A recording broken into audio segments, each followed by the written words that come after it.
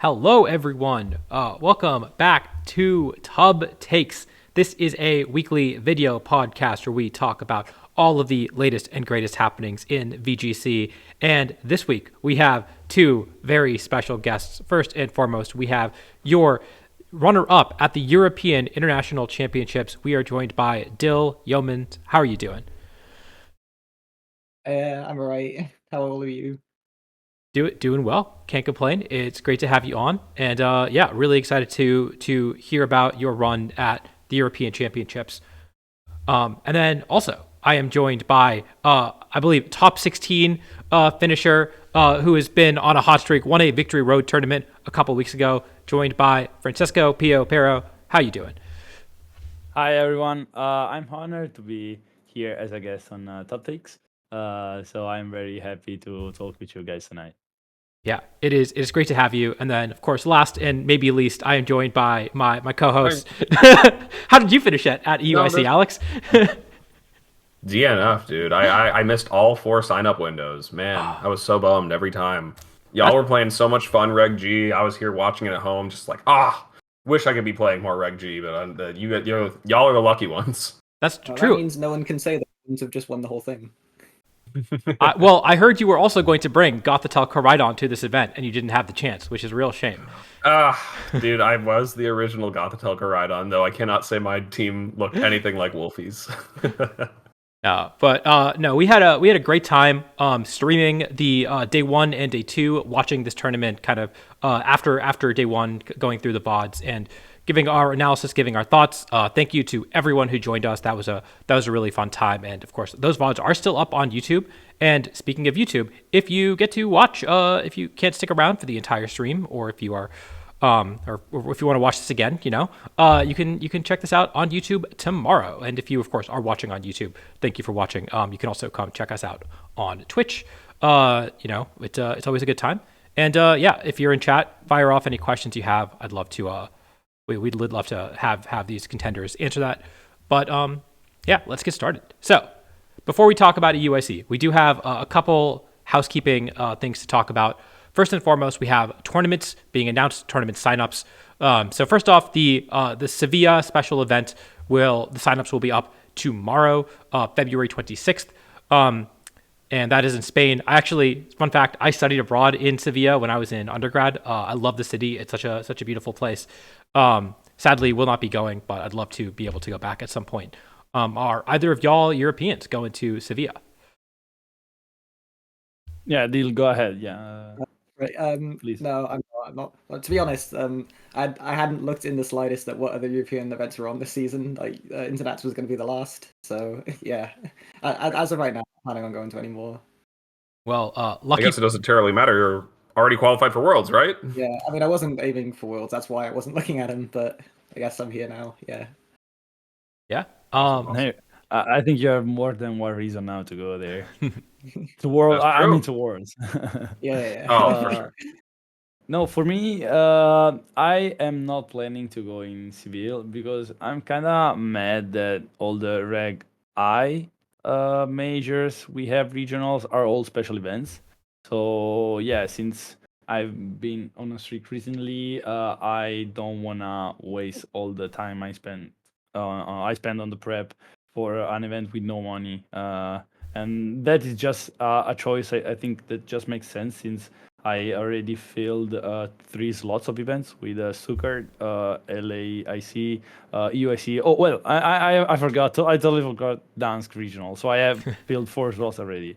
Since there's the Italian special event, which is also a special event, I don't think I want to play more than one this year, to be honest. So if I'll be playing a special, it'll be just in Italy, just because it's a 5-hour car ride from my home. So yeah, I'm not planning to go there.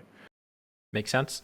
It's hard to go to an event this late in April when the new format starts in 4 days after this event, and so if you're not playing at exactly Sevilla, it might be hard to get practice games in Regulation G when everyone is preparing for Regulation I, which I also very much looking forward to. But totally understand that. That being said, again, southern Spain is so beautiful. Love it there. Definitely want to go back at some point. Maybe if they get to host an event in a format that I actually want to play. we'll get a chance.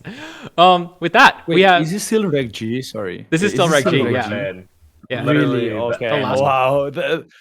I'd love to visit Spain. Actually, I've never been to Spain, and I really wanted to go this year. But given the circumstances, I would not end up playing this tournament. But if it's Reg G, it's like, oh my god, I think only Spanish players are gonna be there. Like, wow. it's Okay. 3 days before the format ends, April 27th, or maybe No. April's one of the 30 days, right? Yeah. So Yeah, I'd go in Seville during the event to not play and just be a tourist. It's more likely that to happen than me playing that tournament. Right. That does sound pretty I fun, respect pretty that fun. 100%. Yeah, that's the play. And so we got some more events. This one, also, if you want to play some more Reg G, there's an event in Johannesburg in South Africa. Also, no prize money, but they did announce that there were going to be, I think, like 4, 8, something like that, Worlds invites given, like a very small number from players in South Africa and the Middle East. And so, yeah, there are two special events now in South Africa. One in Johannesburg in April, and then one in Durban in May. So if anyone is going to South Africa to try to snipe an invite from the player base there, maybe Billa, I don't know. Yeah, That's true. It's an option. It's available, and they will be awarding championship points. So that is something that you can do. Anyone interested in going to in meeting me in Johannesburg? I gotta say, Adi, like the thing that's tough about this one is that we were complaining about like Portland having a short run up between like announcement and whatnot, but this is just like such little notice. It's very unfortunate that it's happening this way.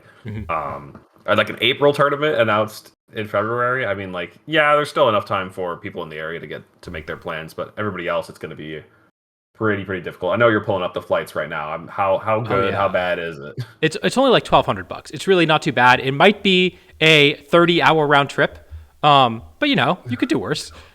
I gotta figure out a way to pack me into like a crate. Like, I don't know. Yeah. South Africa, I've never been. Again, it's another place that I'd love to go to. If they, again, announce these regionals like ahead of time, maybe I would have considered it as like a vacation. But yeah, hard to do like an improv. If they did this like at the very beginning of the year, I'd be like, oh, you know what? Maybe instead of going to like the Latin American Internats, which I also did not go to, I'd just go to South Africa instead, and take a vacation there. But yeah, not on a month's notice for sure. But it is cool. It is cool. I will say, Inosh brought this up in our chat, because South Africa and the Middle East, and of course he lives in Israel, they're all lumped into the same region despite not being especially geographically close. And South Africa has locals and nowhere else in that area does. It means that Inosh, who is a very good player, very well established, who is trying to get his invite off of just like GC points, cannot do that. He is because people are going to be getting 300, 280, whatever it is, points from these two special events, South African players, right? So it is kind of weird that they are in the same category for Worlds invites, but they are, have a very different amount of events available to them. That just seems completely unfair that like some people in one country are able to get those local points where others just can't. Yeah, exactly. I assume that's the only place in the world where that's the case, really.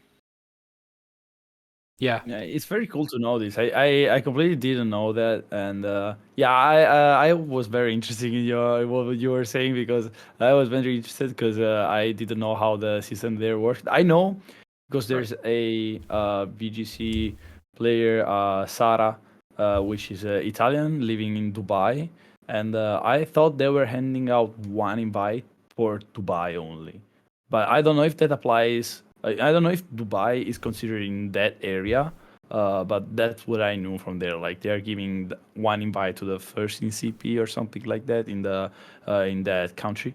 But yeah, I didn't know about the South Africa being considered the same as all the Middle East. That being said, like I don't know how hospital South Africa is. I think it's a very cool place. Africa is super cool, I think, and has a tons of fun stuff to do. All the wildlife and such.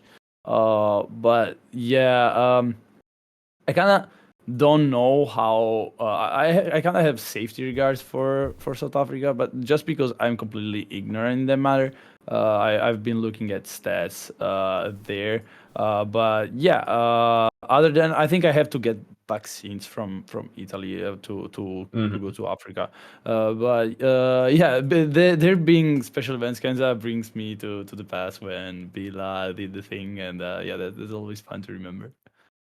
I remember having to get a yellow fever vaccine, I think, before going to LAIC one year.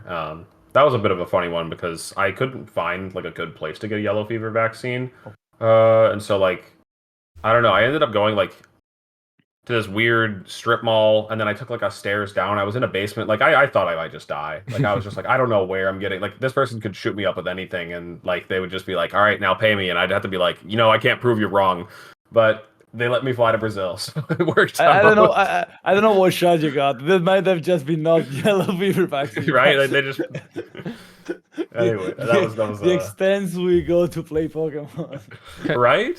Yeah. It all kind of- I'm That was with a you couple on years that. back. I haven't gone back to Brazil since. Give me the not shot. for any Give particular me the reason, shot. but that.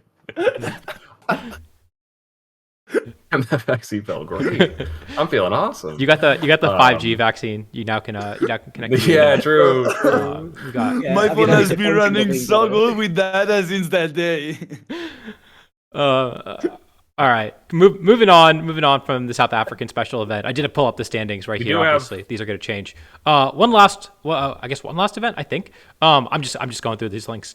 We got the Asian Master Ball leagues that were announced. Of course, these are how Asian players are going to get their Worlds invites. I forget how many Worlds invites are. I guess it's on here, isn't it? TBD. Okay, does not say how many players are getting these invites from Asia, But yeah, the Asian Master Ball leagues are going to be happening. These, of course, if you remember, we were talking about the Premier Ball leagues a few months ago, when the best players at those tournaments would get several rounds of buys for these tournaments, and also guaranteed entry. I guess theoretically entry is not guaranteed. There is a limited number of slots for these, but from what I've seen, the Premier Ball League at least did not come anywhere near to reaching the cap. So it seems like everyone is going to get in, more or less. But yeah, look, if you are in one of these Asian regions, look out for this, because this is obviously your way of getting a Worlds invite. And we don't know anything about the formats or anything, but it's always fun to see what they can cook up, especially early on in the Regulation I format, potentially for Thailand and Hong Kong, where that could definitely influence our metagame going into the North American Championships. I was gonna say, Adi, that's assuming that they match the current ongoing format, because we've seen a couple of times that they lag a little bit. So hopefully, I don't know. We'll have to kind of wait and see what kind of rule set are being run for these tournaments. Once more details are revealed for sure. I do want to mention, or I know we're jumping a little bit ahead. We'll keep talking about this, but just don't want to let these chat questions disappear. I think we have two questions for Dill here. One, I feel like this one's a bit more of a specific reference that I'm definitely missing, but it says, how does it feel to be the second Welsh Smash player to beat Maddie Morgan at EUIC? I don't know if that's... I kind of answered Brian in the chat there already. It's just... So I beat Maddie this past weekend, and then a friend of ours who also plays Smash, like from the same scene, got a crazy upset win on him last year at Internats. That's all it is. Got it. Oh wait, which was then, your Twitch name? I might be mixing it up. I'm Huey in Twitch. Oh, okay. I was looking for Stickbug, because that actually, as a side, I'm a big fan of the Stickbug meme. I had used to use that one a lot in the past. I was just wanting to change my Twitter handle a while back, and it was just this is funny. Yeah, I'm into it. I was gonna say, as soon as I saw that you were in the finals, I went back and retweeted some Stickbug pokey pastes that I tweeted out instead of actually giving people the team that they wanted to see from me. There was one other question here. Oh yeah, somebody asked about Roar Giraffe, which I know this is again jumping a bit ahead, but yeah, maybe we come back to that one, because we'll definitely talk about the team in depth once we get to that part. So yeah, hang around, people. Sorry to make you wait, but anyways, okay, Adi, do we have anything else to mention about this one, or moving on to the next? Yeah, move on to the next. Real quick, we got so Choppa was complaining on Twitter, as he normally is, about what we don't have, which totally fair in this case at least. We don't have info about travel awards or anything like that. They haven't actually given us a lot of information about things they promised from the start of the season when they said there would be major circuit changes. But in this case, it looks like someone submitted a support ticket asking about the travel awards, and they got an answer, which is that it is the exact same as 2024. So the quantity of awards per rating zone, the eligibility, the mechanism, and the monetary value are all the same for 2024 travel awards, which I have entirely forgotten what that number is, and I can't click on this link. So if anyone has that information, let me know.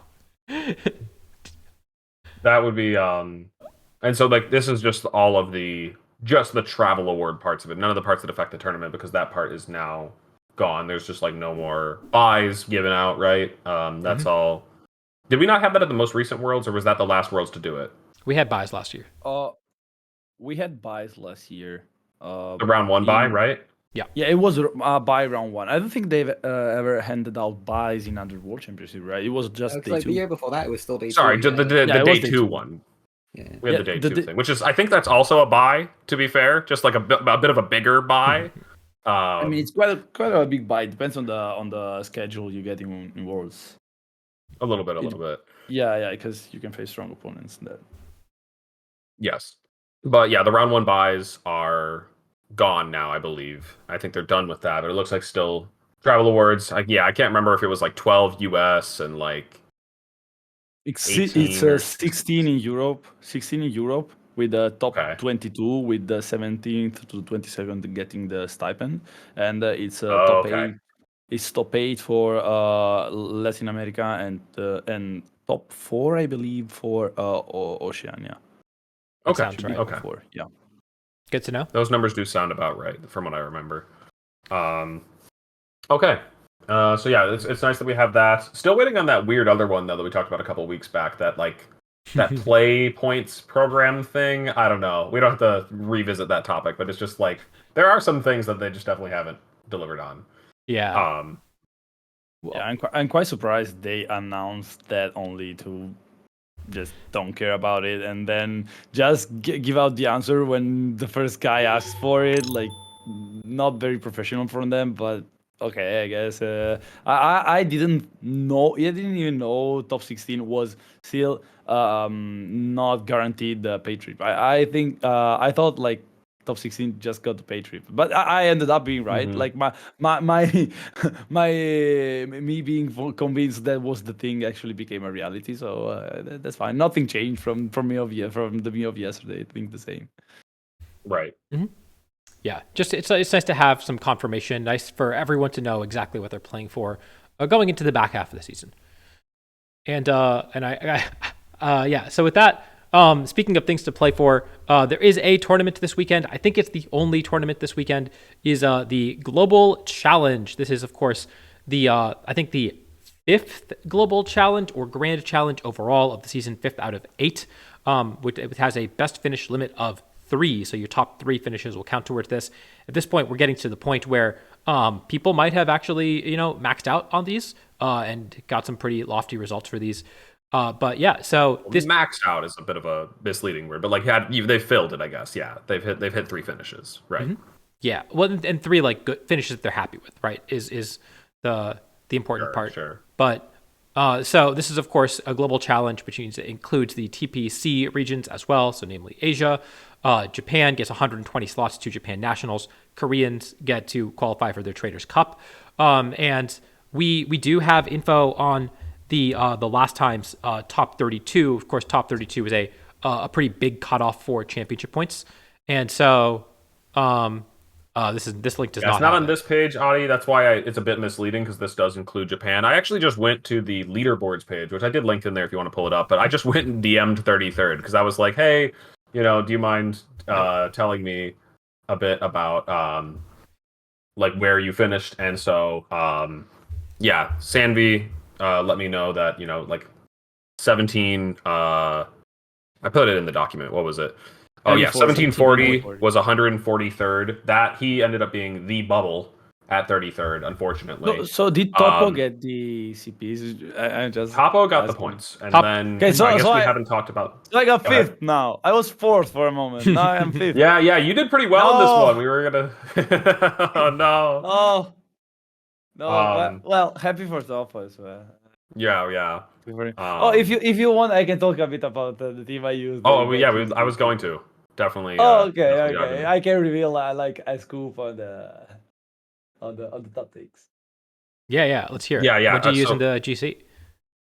Okay, yeah, can I talk about it? Yeah, go for it. yeah, definitely. Okay, yeah. So yeah, so the team I played in the GC, I was initially planning to use it in the EUIC, so that is why I censored all that stuff, because I could have gone further, because I played, I think, I played 30 games with it. I went 25 and 5, but like my losses were just silly because I was just not paying attention, and just I kept on winning because the team match up so well with the meta of the GC, because I played best of one a lot the week of the, like, a couple of weeks before the GC, and really had a good knowledge of the meta, predicting Kyogre being a big one, with my team having lots and lots of checks for the Kyogre.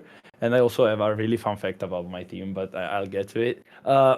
So, yeah, my team was used also in the past week of the MPA by me with some slight changes. But mainly what I used, like the 6 were Kali Ice, Ogre Spawn Water, Landers, Rory Moon, Clefairy, and Annihilate. So me and Alex, I think Alex, you also played Annihilate in the GC, right?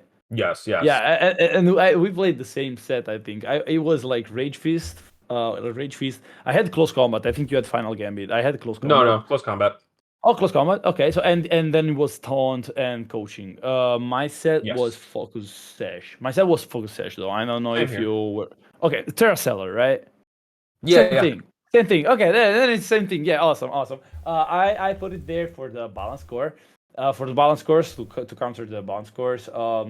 And it was a very peculiar, I think, team, because my Kali Eyes set actually was protect, Glacial Lens, Imprison, and you can kind of understand why, because it's the GC. But then the fourth move, not high horsepower. The fourth move was Body Press. Oh. So That's neat. yeah, and yeah, so that all the Zamas that went for Iron Defense trying to scam me on the turn 1 got a really bitter surprise when I went for Imprison and they couldn't click Body Press the turn after. But it also was a very good call for the Dozos, because my Clefairy was handed the Charm and TM. So against the other Dozo, I would go like Imprison with the Kali, Charm the Dozo, and then just spam Life Dew and win on the timer every time, because they couldn't damage me. Also because many were just sub body press or drop, so I just Imprison, and Clefairy would follow me, would wall the entire thing. So I won more than one game against it with that. And there are two fun facts about this GC. So the first one is that one game I lost because I went for Imprison, and the opposing Kali Eyes, which was at +1 attack with Terra Eyes, went for Struggle, which means he had the same set. This Japanese guy had this exact same idea, different set, but the exact same idea, and went for Struggle and struggled on the right slot, KOing my Kali Eyes at 40 HP because he was +1 attack, and it resulted in me losing because he struggled into the right slot. The other fun fact was that the person who traded me the Kali Eyes, because I played on a cartridge that didn't have Calyrex. I also am out of Calyrex, so I needed one to trade it to me. So it was supposed to be Terra Normal. So this was like a Swiss tool that will counter Zamazenta, will counter opposing Kali Eyes, and also Kali Shadow because of the Terra Normal. So I thought like this is cool. But then I opened the first game and the Terra buttons were kind of blue. And when I pressed it, it was Terra Water. Kind of blue. Kind of blue. It was Terra Water. So Yeah. it was kind of a cold shower for me, but then it resulted in being so much better than Terra Normal, and I couldn't thank this person enough in the DMs because I faced 0 Kali Shadow balance, which are almost impossible to beat with this team, and the only Kali Shadow I faced were hyper offensive cores that I would easily beat with Clefairy giving me the Friend Guard and Rory Moon. So yeah, that actually ended up helping me a lot. Also, shout out to my brother that looked at me while I was trying to figure out a slot, like a fix for the team at 10 p.m. Like it starts for us at 1 a.m. here in Italy. Right. At 10 p.m. I was looking at the screen and I had an Amoonguss over Clefairy and a Grimmsnarl over the Rory Moon. My brother looked slightly at the screen of the monitor with me on the team builder and said, "Put Clefairy," and it worked. Like in that moment, it just clocked in my head that Clefairy will give me the screens of Grimmsnarl and I agree also 100%. the redirection. And so that allowed me to use a better speed control with Rory Moon having Tailwind, because many times I found myself needing the Tailwind instead of the T-Wave, because I needed to double my speed instead of getting the speed of one Pokemon halved, because I would need it for the end game mostly. So yeah, that ended up being like a mix of fortunate events that resulted in me getting top 8 at the GC, which I think is funny. But yeah, I'm That is so quite funny. happy. Yeah, I'm quite happy with the result of the team. Clefairy had Charm, so I have Helping Hand here. But okay, it was yeah, Life Dew, Follow Me, Charm, Protect. I didn't have Helping Hand in the GC. Gotcha. Yeah. And I had and it was Terra Water, Kali Eyes. I just pulled this from your NPA set and then made a couple changes. Yeah. So, yeah, it was there were the slight changes, but yeah, I had tons of fun, and I think I could have won the GC honestly very easily because I was just speaking to people while playing, and the matchups would be so free in best of one. Like this team was the ultimate scam for me, and. Yeah, but I stopped because, you know, it's like a slot machine. The GC, for me, feels like playing a slot machine, and you have to know when to stop because, yeah, you can hit ground zero really quickly. And I, honestly, having the chance of getting a paid trip in this mini season, the smart move was to stop in top 8. So Right. I just did that, and yeah, it paid off. I'm quite happy with the result. This team looks so that cool. is very Thank cool. you. I like this one. I always think it's a Um, shame to run in prison on something without Protect, because surely you want to be stopping the move that half of all Pokemon have, that's like their entire counterplay to just sometimes clicking buttons. So that's always Yeah. nice to see. Yeah. Also, thank you for saying that. Thank you for mentioning, because Dondozo cannot even protect, so I can damage Oh, it because true. he cannot stall me with leftovers. Yeah. That was part of the strategy. Yeah, he could only attack, and yeah, that'd be funny. Yeah. Also, shout out to a friend. Let's call him Paul, and to Shiliang for suggesting me to run to not run Helping Hand instead of, like, I told them I what should I drop on Clef to run Charm, and they suggested me to drop Helping Hand, and also for the huge suggestion of telling me to not use Trick Room on the Kali Ice and just run Protect, to imprison the Protect. So yeah, thank you guys for that.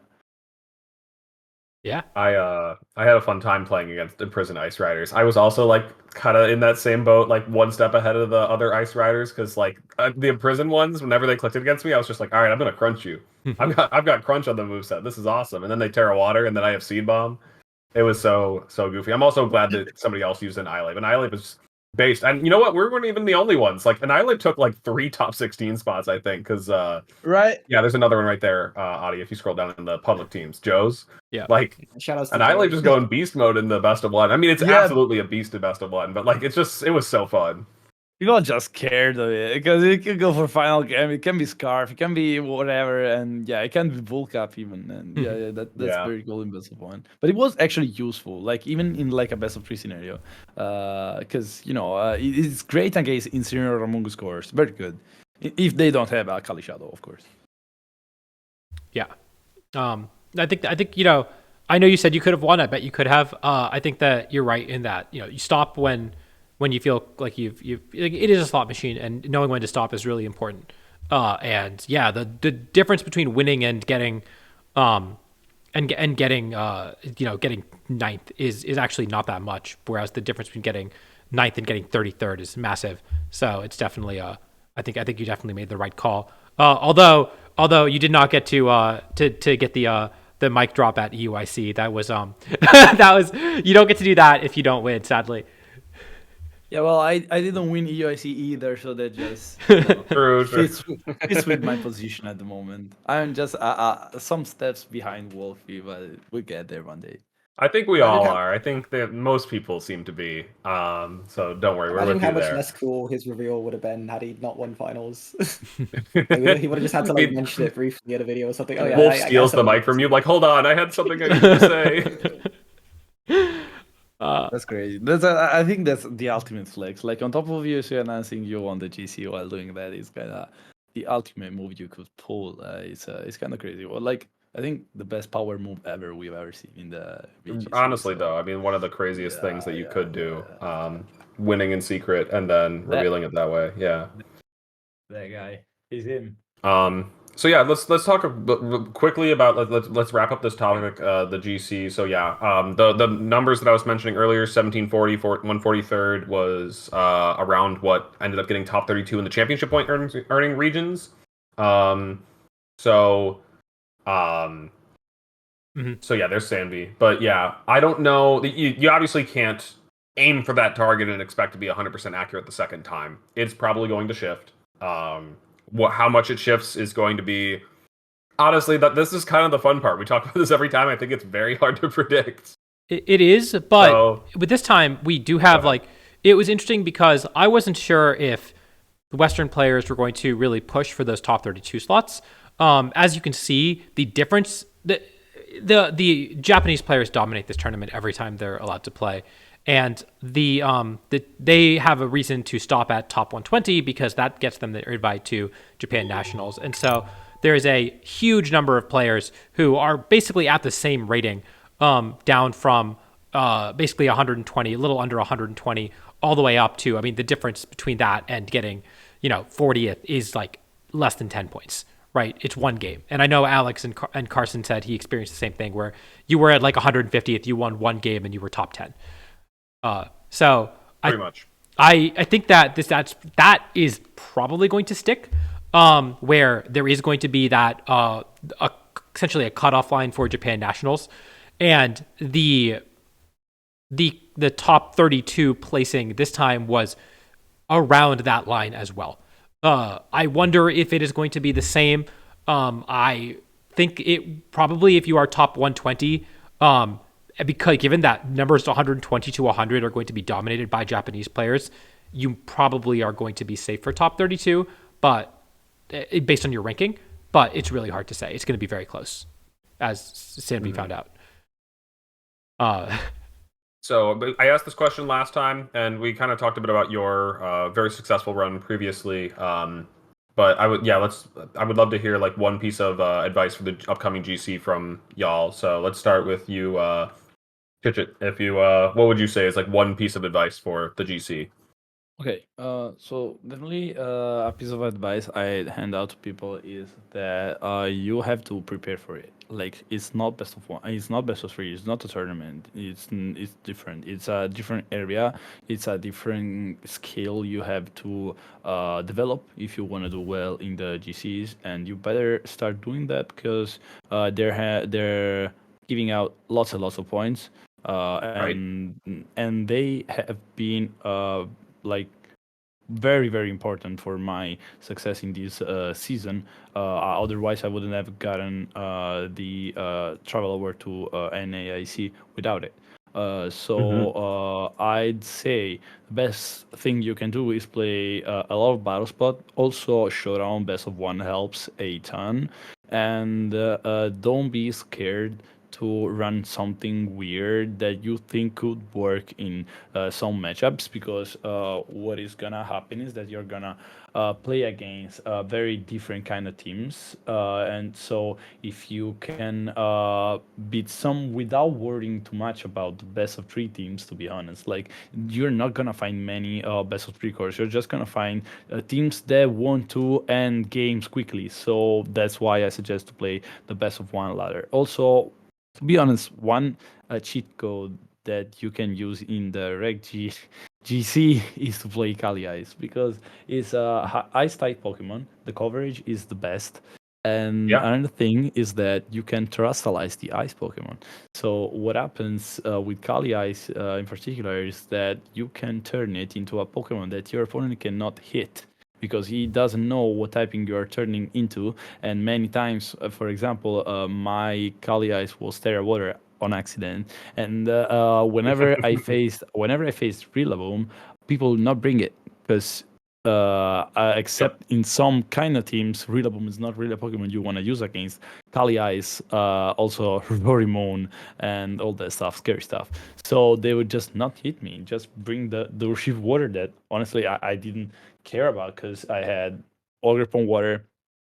Also, the power rip on Ogerpon Water was very, very important. It was crucial to 1 KO all the Mystic Water Urshifus that were running around. It was very important, because people would just expect Horn Leech, so they would never ever even terrestrialize or protect or switch out. They would just eat the power rip, and if I hit, I'd OHKO them. Also, I faced the Sambi in the GC, and I faced the Justin Tang using the same team, like the San Antonio team. Both were on the Justin's team, and they just took the power whip, and because it was You put kinda Sambi in over to me. 33rd. This is your fault. Yeah, I'm very happy I put Sambi on 33rd, because he hacked me badly in the MPA 2 weeks ago, and It was I was so revenge. angry. I was so bad. I was so angry about it. That day I played VR too. So I played Sambi in the morning and the day 2 of VR in the evening, and I told my brother, like, I'm so angry. I'm gonna destroy just everyone keep today. playing Yeah, him. yeah. Oh, he's here too. Yeah. Sambi, you were you didn't get power whipped.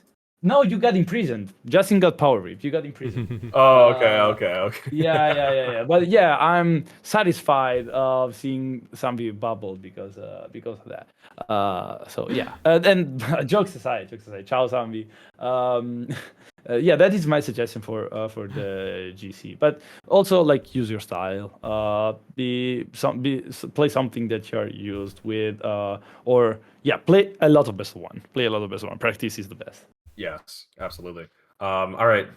What about you, Dill? Do you have any advice for people playing best of one this weekend? Not really. I hadn't played any of them this season. I tried to play the last one just for fun. Just locked in my Birmingham team. I got crit a whole lot, so don't get crit is maybe the best advice to do well. But also, Respect that. Yeah, I guess I wouldn't recommend bringing like a standardish team as well. Like, not that like my Birmingham team was. It was like the same 6 I used at Internats with some different sets. So like I'd like Clear Amulet Iron Hands. Like that could be a closed team sheet tech, but it just like didn't come up. Like all the moves were pretty normal. Just like there was no cheese on my end. I was getting cheese on the other end. It wasn't great. Mm-hmm. No, I think that's still very solid advice. Is to just like Chichet said that don't just roll up and expect it to be exactly like a best of 3 tournament. You have to respect it and treat it differently. And also don't get crit. That's important too. Yeah. Hit your power whips. Don't get crit. These are good things to do in best of one. One last Adi, do you have addition, anything else? if I can. Yeah, go ahead. Oh yeah. One suggestion I have is like play the games.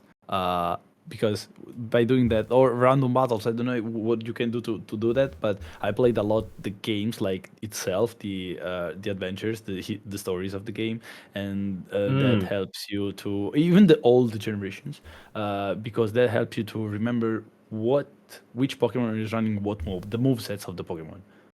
For Because sure. I've been playing for a ton of time, and I played lots of Pokemon. If you play best of 3, like if you're just a ladder player, I have the same skill as you, but in the GC, like I know the base stats and the moves of a lot of Pokemon. I know the movesets. So whenever people try to scam me, that is also an anti-scam thing that you can develop. So yeah, if you like the brand, please play the games, and that also helps you in these situations.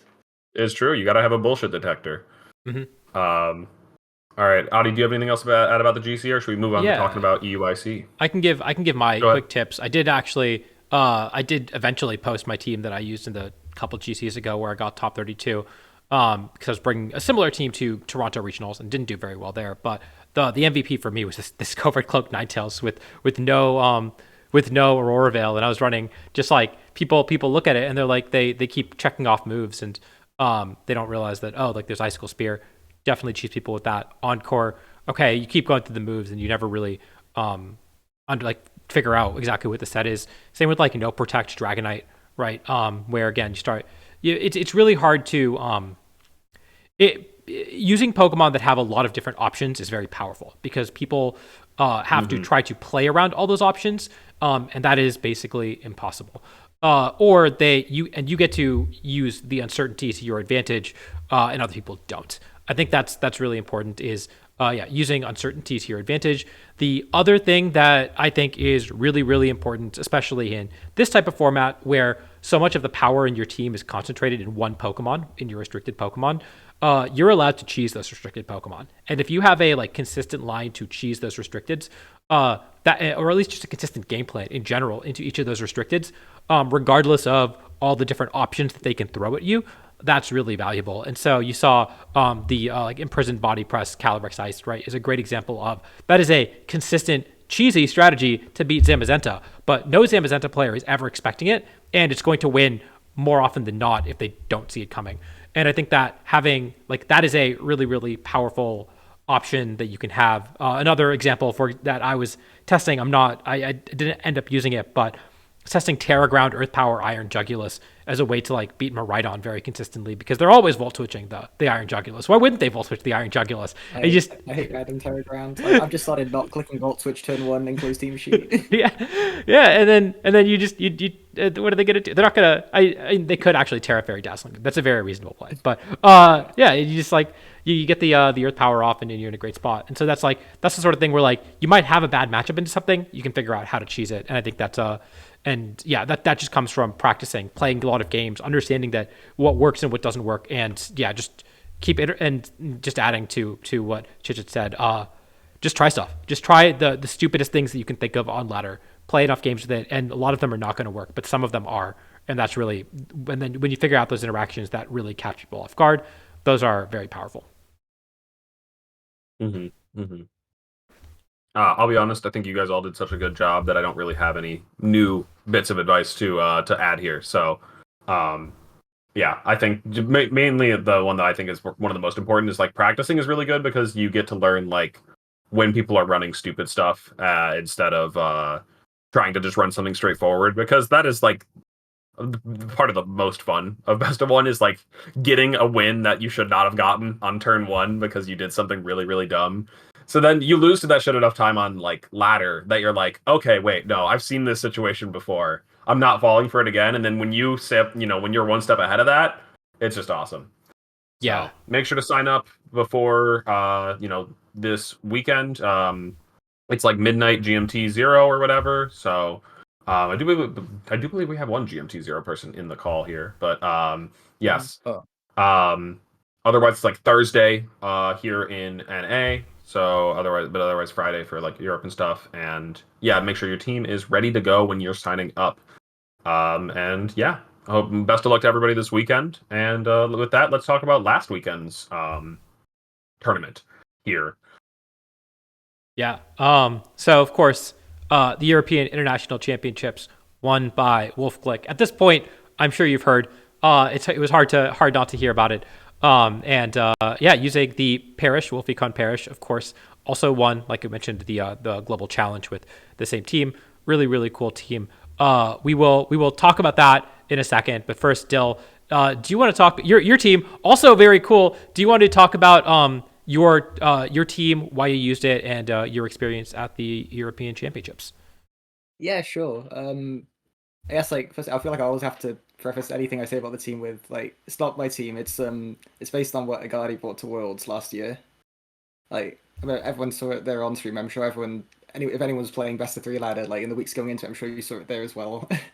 um, and like so I around like when Worlds was happening, I wasn't at Worlds, but I was still playing Reg G afterwards because I was in a team tournament. My team had made it to finals, and I was just really liking bulky Miraidon like comps, like the screens one stuff like that. So I gave this one a go for the final week. I really liked it.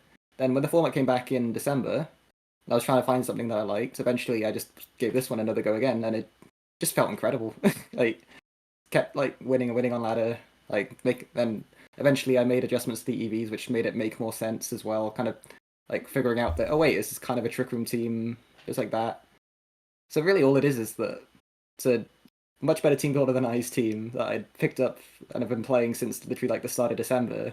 And when you play a team that long, I guess you just kind of get good with it eventually, right? Yeah. Oh yeah. And that was really the only decision making behind like bringing it to the tournament was that yes, what I've been playing, it still feels great into the meta. Like why wouldn't I? Makes sense. Congratulations, also, Deal. Thank you. Although, funnily, I was thinking of dropping it at a point. Like I was feeling like really rusty, like between Birmingham and this. So I signed up to one of the Victory Roads to try and unrust a bit with the team, and then but I'd probably drop it after the weekend, and like play something else. I don't know if you remember Francesco, like this was the tournament you won. Oh, I was number one in standings after day one. I went undefeated were there, number one already in guaranteeing standings. cut. So that's kind of that like definitely like sold me on it. I was like, yeah, no, I should just Okay. play this Did again. you drop on the Sunday? Did you play on Sunday?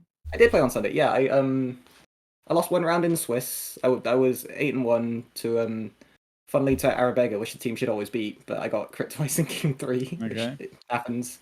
And then in cut round 1 of top 16, it was against like the Miraidon Dozo. You can't get unlucky against Dozo. You just lose if you do. I missed the Draco game 1. I got crit game 2. Okay. Makes Yeah. sense. Makes sense. Oh yeah, Happens. I surely. Oh yeah. I think I saw your name in the day one standings. Then I didn't meet you in the bracket, but yeah. Yeah. So that's funny to see that both that played VR and had success in VR had success in the EUIC as well. Yeah, So that VR yeah. was kind of a bless. It's pretty Also, fun. if you would have won on Sunday, our placements would have swapped. Also, That's funny. That's true. That's funny.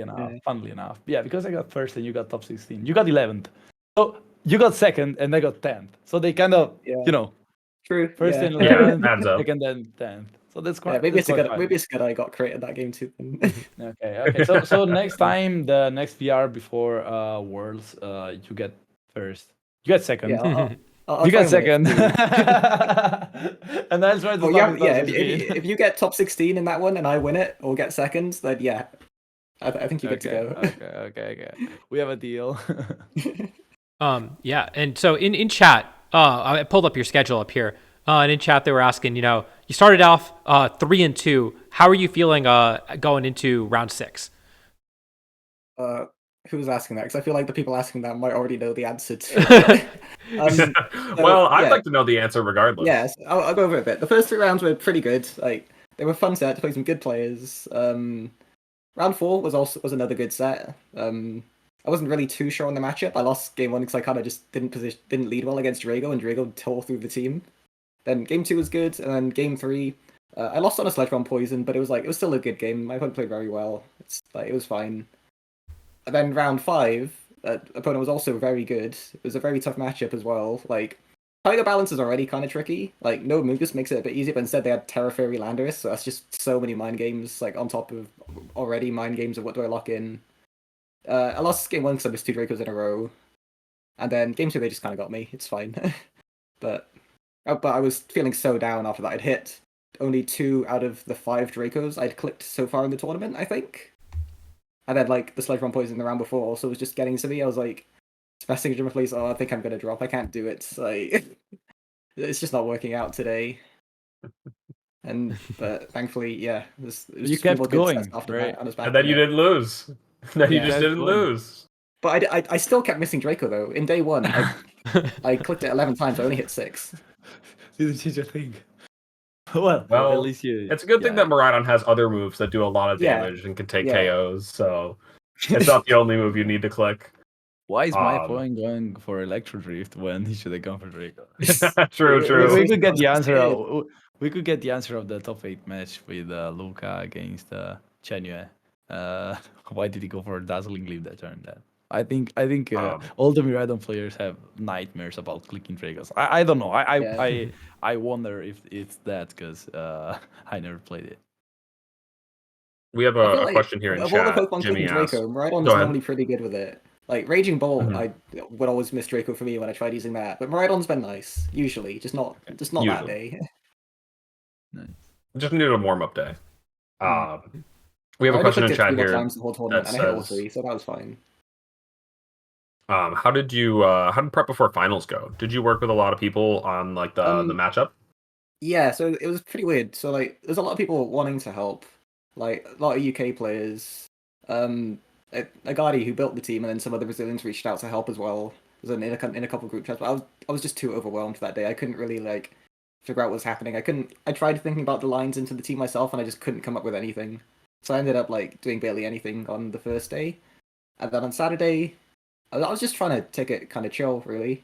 Like I thought about the matchup. I kind of figured out what I wanted to do. Ended up, I ran a bunch of practice games with the Guardi who'd kind of tried to learn Wolf's team like at the venue, and that was like the most helpful thing. It was like just like understand like getting familiar with the board states, like what kind of things I should be doing to try and win, and yeah, I knew that like going too hard on prep wouldn't be good for me. It wouldn't actually help me, so just did what felt comfortable, and yeah, I think it went well. I think you did an amazing job. Yeah, and Yeah, I mean, of course. it was a really incredible finals to watch. It was a really fun set. It was so back and forth and so close the entire time. And so, yeah, it was a heck of a fight. And yeah, it was a I feel like a lot of times these finals are kind of one sided because the player with the matchup advantage has the entire night to prepare and can really figure out exactly their consistent lines to win the game. And I'm always excited when we don't have that. And yeah, it was a really fun finals to watch. Well, I mean, the thing with this one is I was the player with the matchup advantage, and but I was up against someone far better than me, so and that's kind of what evened it out, I think. Well, we talked about this before the call started, and you might be up against somebody who has also a bit of a experience difference. You said you started playing in 2020, I believe. Yeah, I did. 2020, 21, basically. In the Dynamax days, I think Wolf's been playing a little bit longer. Just a little bit, yeah, As far as I know, I think. But like obviously, like on stage stuff, that wasn't something I was thinking about, like how like who the player is or anything like that. I was just like seeing the That's Pokemon, clicking what felt right to me. The pressure definitely did get to me. I think like game 2, like letting Instant go down was like super weird. I've remembered now why it happened, and it should have just never happened. It should have just been Free coming in spam psychic, but it's like that's what happens when you're like on the up there in finals, I guess. Like you just miss a couple things. Right.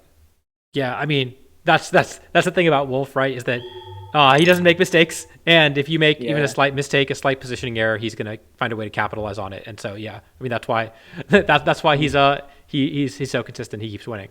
Yeah, but it's not getting to eat too much because like game 3 was just another very good game from both of us, I think. So yeah, it's all fine. Yeah. Did you have any other standout games from the tournament? Any ones that were like were super memorable or really cool in some way? A lot of them were good. I mean, you saw both the top 8 sets. The one with Grant wasn't too interesting set. It just had such a matchup advantage, really. Yeah, I think he played game 2 very well, but it's so hard to win against Treads with his team. Trying to think what else was good. I don't want to talk about my set with Mikal just because like there's some funny context behind it. Yeah, what's that? Like, so we've got a mutual friend, Ryan Powney. I'm not sure if you would have seen his name around the high ladder on Showdown at all. There's a few alts up there. So mine was I'm Ryan Powney's Tatsu on Showdown. I think I peaked like number 15 or something with it. Mikala's also peaked very high up with a couple others Ryan Powney's somethings alts. And neither of us really, I don't think either of us knew who we were going into the set. And I was like, oh wait, yeah, you're the guys who's been tweeting about Ryan. So it's just a fun pairing to have. And I had played him on ladder before with the same teams, and both times, like in the tournament and on ladder, I'd led Maridon Frograph. On ladder, he went for fake outs and CC into the instant switching in the Frograph slot and just destroyed me. Oh my It didn't god. quite happen this time. I think he was a bit worried, but no, it was a fun set. Mm-hmm. How much did Treads get to pop off? I only played one Maridon, as you saw. Obviously, it went crazy there. It did come to some other matchups. 2 of the 3 Kali Ices I thought I did bring Treads into. Just because like one of them was like a Raging Bolt. I think my round 2 it was. Treads came because they were just playing like Kali Ice players never set up Trick Room against Maridon teams anymore. They just assume it's meant to be Iron Hands. So a lot of the time, the game plan is just kind of like get some good trades down outside of Trick Room, and Treads is so good for that. Like it takes 1 Glacial Lance. If they're bringing Raging Bolt, that just dies the horsepower. So that's ended up being what happened in my round 2. And then in round 2 of day 2 as well, I brought Treads. I don't remember what exactly the reasoning for it was. I think it just felt like the right mon in the matchup. And like again, yeah, Kali Ice is really like the one other main matchup where it does come a fair bit of the time. We Mm. both have a steel type to counter the bad matchups, I think. It's similar yeah, makes stuff sense. like standard team with a slot to cheese out the Mhm. matchups to really level the matchups that felt hard. Yeah, Was figuring out this as you were talking. yeah. I'm a big fan of the Heat trend just for like seeing it get some kind of usage. Thank you. Like, you. I just really like them on. Yeah. I was It's considering cool. not having Treads for this one actually for a while. Like prepping with some friends, we were trying out Iron Valiant in that slot with Spirit Break and coaching to kind of and Wide Guard to cover for some similar bad matchups. Like in theory, on paper, that was good into Kali Ice, and also makes like Zama completely free because you just get a coaching on your Terra Poison Iron Hands and they can't do anything. Cool. But like in like last minute, like on the Thursday night, I was just like, I'm gonna be way more comfy with Treads. I'm just bringing Treads instead because it's what I practice way more with, and yeah, I don't really regret it. So yeah. So, if I can ask, what item would have you ran on the Valiant if you use this? Because you have Miridon, so you can use an Yeah. item actually on it. Pixie Plate is what we were running and testing with Oh, just like a Pixie bunch of Plate. bulk on it, and then you still get some damage. But I think Booster Okay. Energy would have also been good. Yeah, Just I for, like, was his trade's not always up. thinking that. Yeah, Mhm. because the terrain is not always up. Yeah, that's cool. I was wondering if you could have ran something else. Maybe no, you have the Rocky helmet on Insane already. Yeah. Maybe I guess COVID Cloak was a consideration as well, but like we always had Protect on it anyways, so it was like and the Right. draft's also still maybe there. something like Mental Herb. To yeah, that could have been a thing. yeah, but That item is a whatever. bit. It was bit Terra Ground strong. as well for the mirror Oh. and for Reggie Lecky Kali Ice team, because that was like the cool Nice. tech on it. Okay, Mhm. cool. That's definitely cool to know. Yeah, nice. Yeah. A couple of things to jump in here with. One, thank you, MDB, for the raid. Thanks for coming through, people. We're talking with Dill and Chichit about their runs at EUIC. And we have a question in the chat. What was the thinking behind U-turn over parting shot on Helmet Instant? I can't remember if Agati's version has that or not, but I'd love to. Guardians was also hear it. U-turn. So that really it's just like the team benefit. Like obviously parting shot's really good, but like on average the team just benefits more from the U-turn chip. Like chip onto Rilla, chip onto opposing Instant coming in, chip onto Amogus. It comes up all the time. In my top 4 set, you saw me get a kill onto Amogus because I was able to U-turn off of it and then heavy slam the Fluttermane next to it. Breaking sashes is like massive as well. That happened in finals. Like U-turning into Fluttermane just like game one basically. And then also the big thing is the team actually does end up going for self U-turn quite a lot because like there's just so many things to just bait out protect, and so you just want to like reposition, get your fake out back on the board a lot of the time, and like you don't want to be self-potting shotting your Iron Hands with your Maridon, so U-turn is just better there. Yeah. That is kind of also for seems like you're not afraid to side target with like things like roar and whatever. Sorry, what were you saying? Francesco? No, I said U-turn is very cool for Chiempao, which I think is something Yeah, you don't want to just so party much to shot at all power. with Yeah. the team. Yeah, it's important to break the sash. Yeah, so Chiempao is a Mhm. big Well, it's one. not even about the amount that it does, because all it needs to do is Yeah, one. it's the Like sash. It it's goes Yeah. to not next actually anyways. that. Yeah. Like it doesn't actually do that much damage to a water or Shifu. But if it's Sash or Shifu, it's all the damage in the Enough. world because your Yeah. Dazzling Gleam from Miraidon or your Volt Switch is going to one shot it now.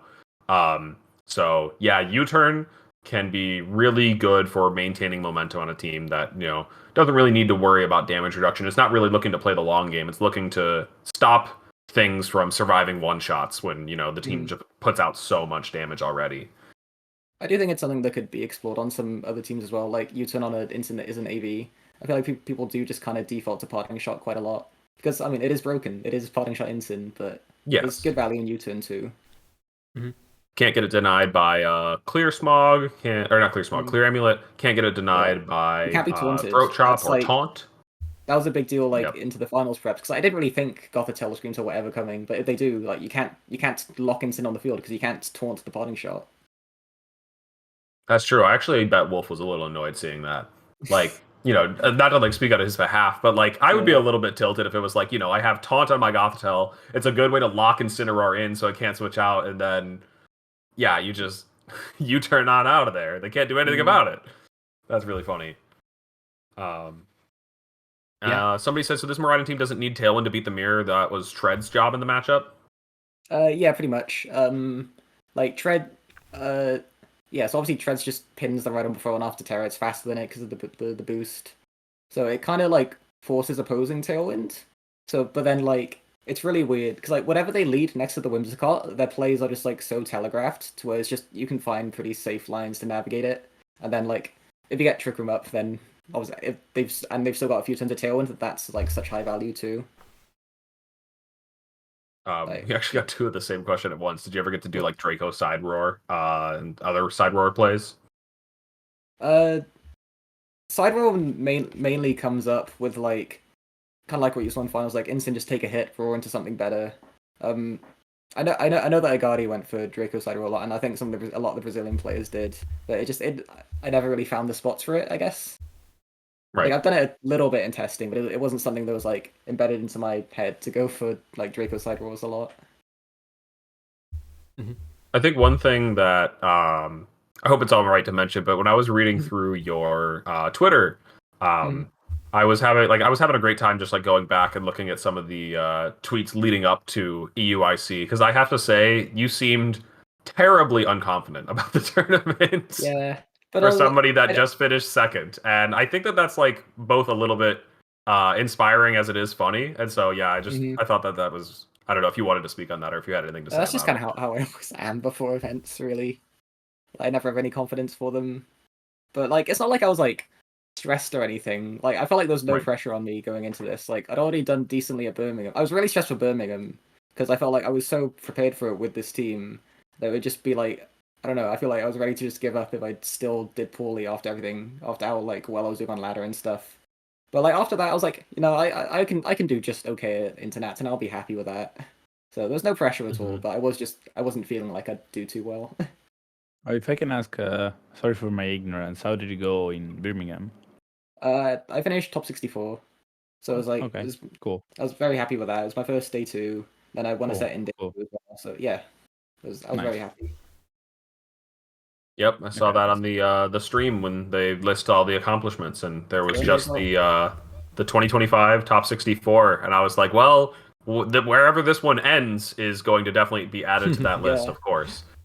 They could have looked for more things. I've got a couple 256s as well, but yeah.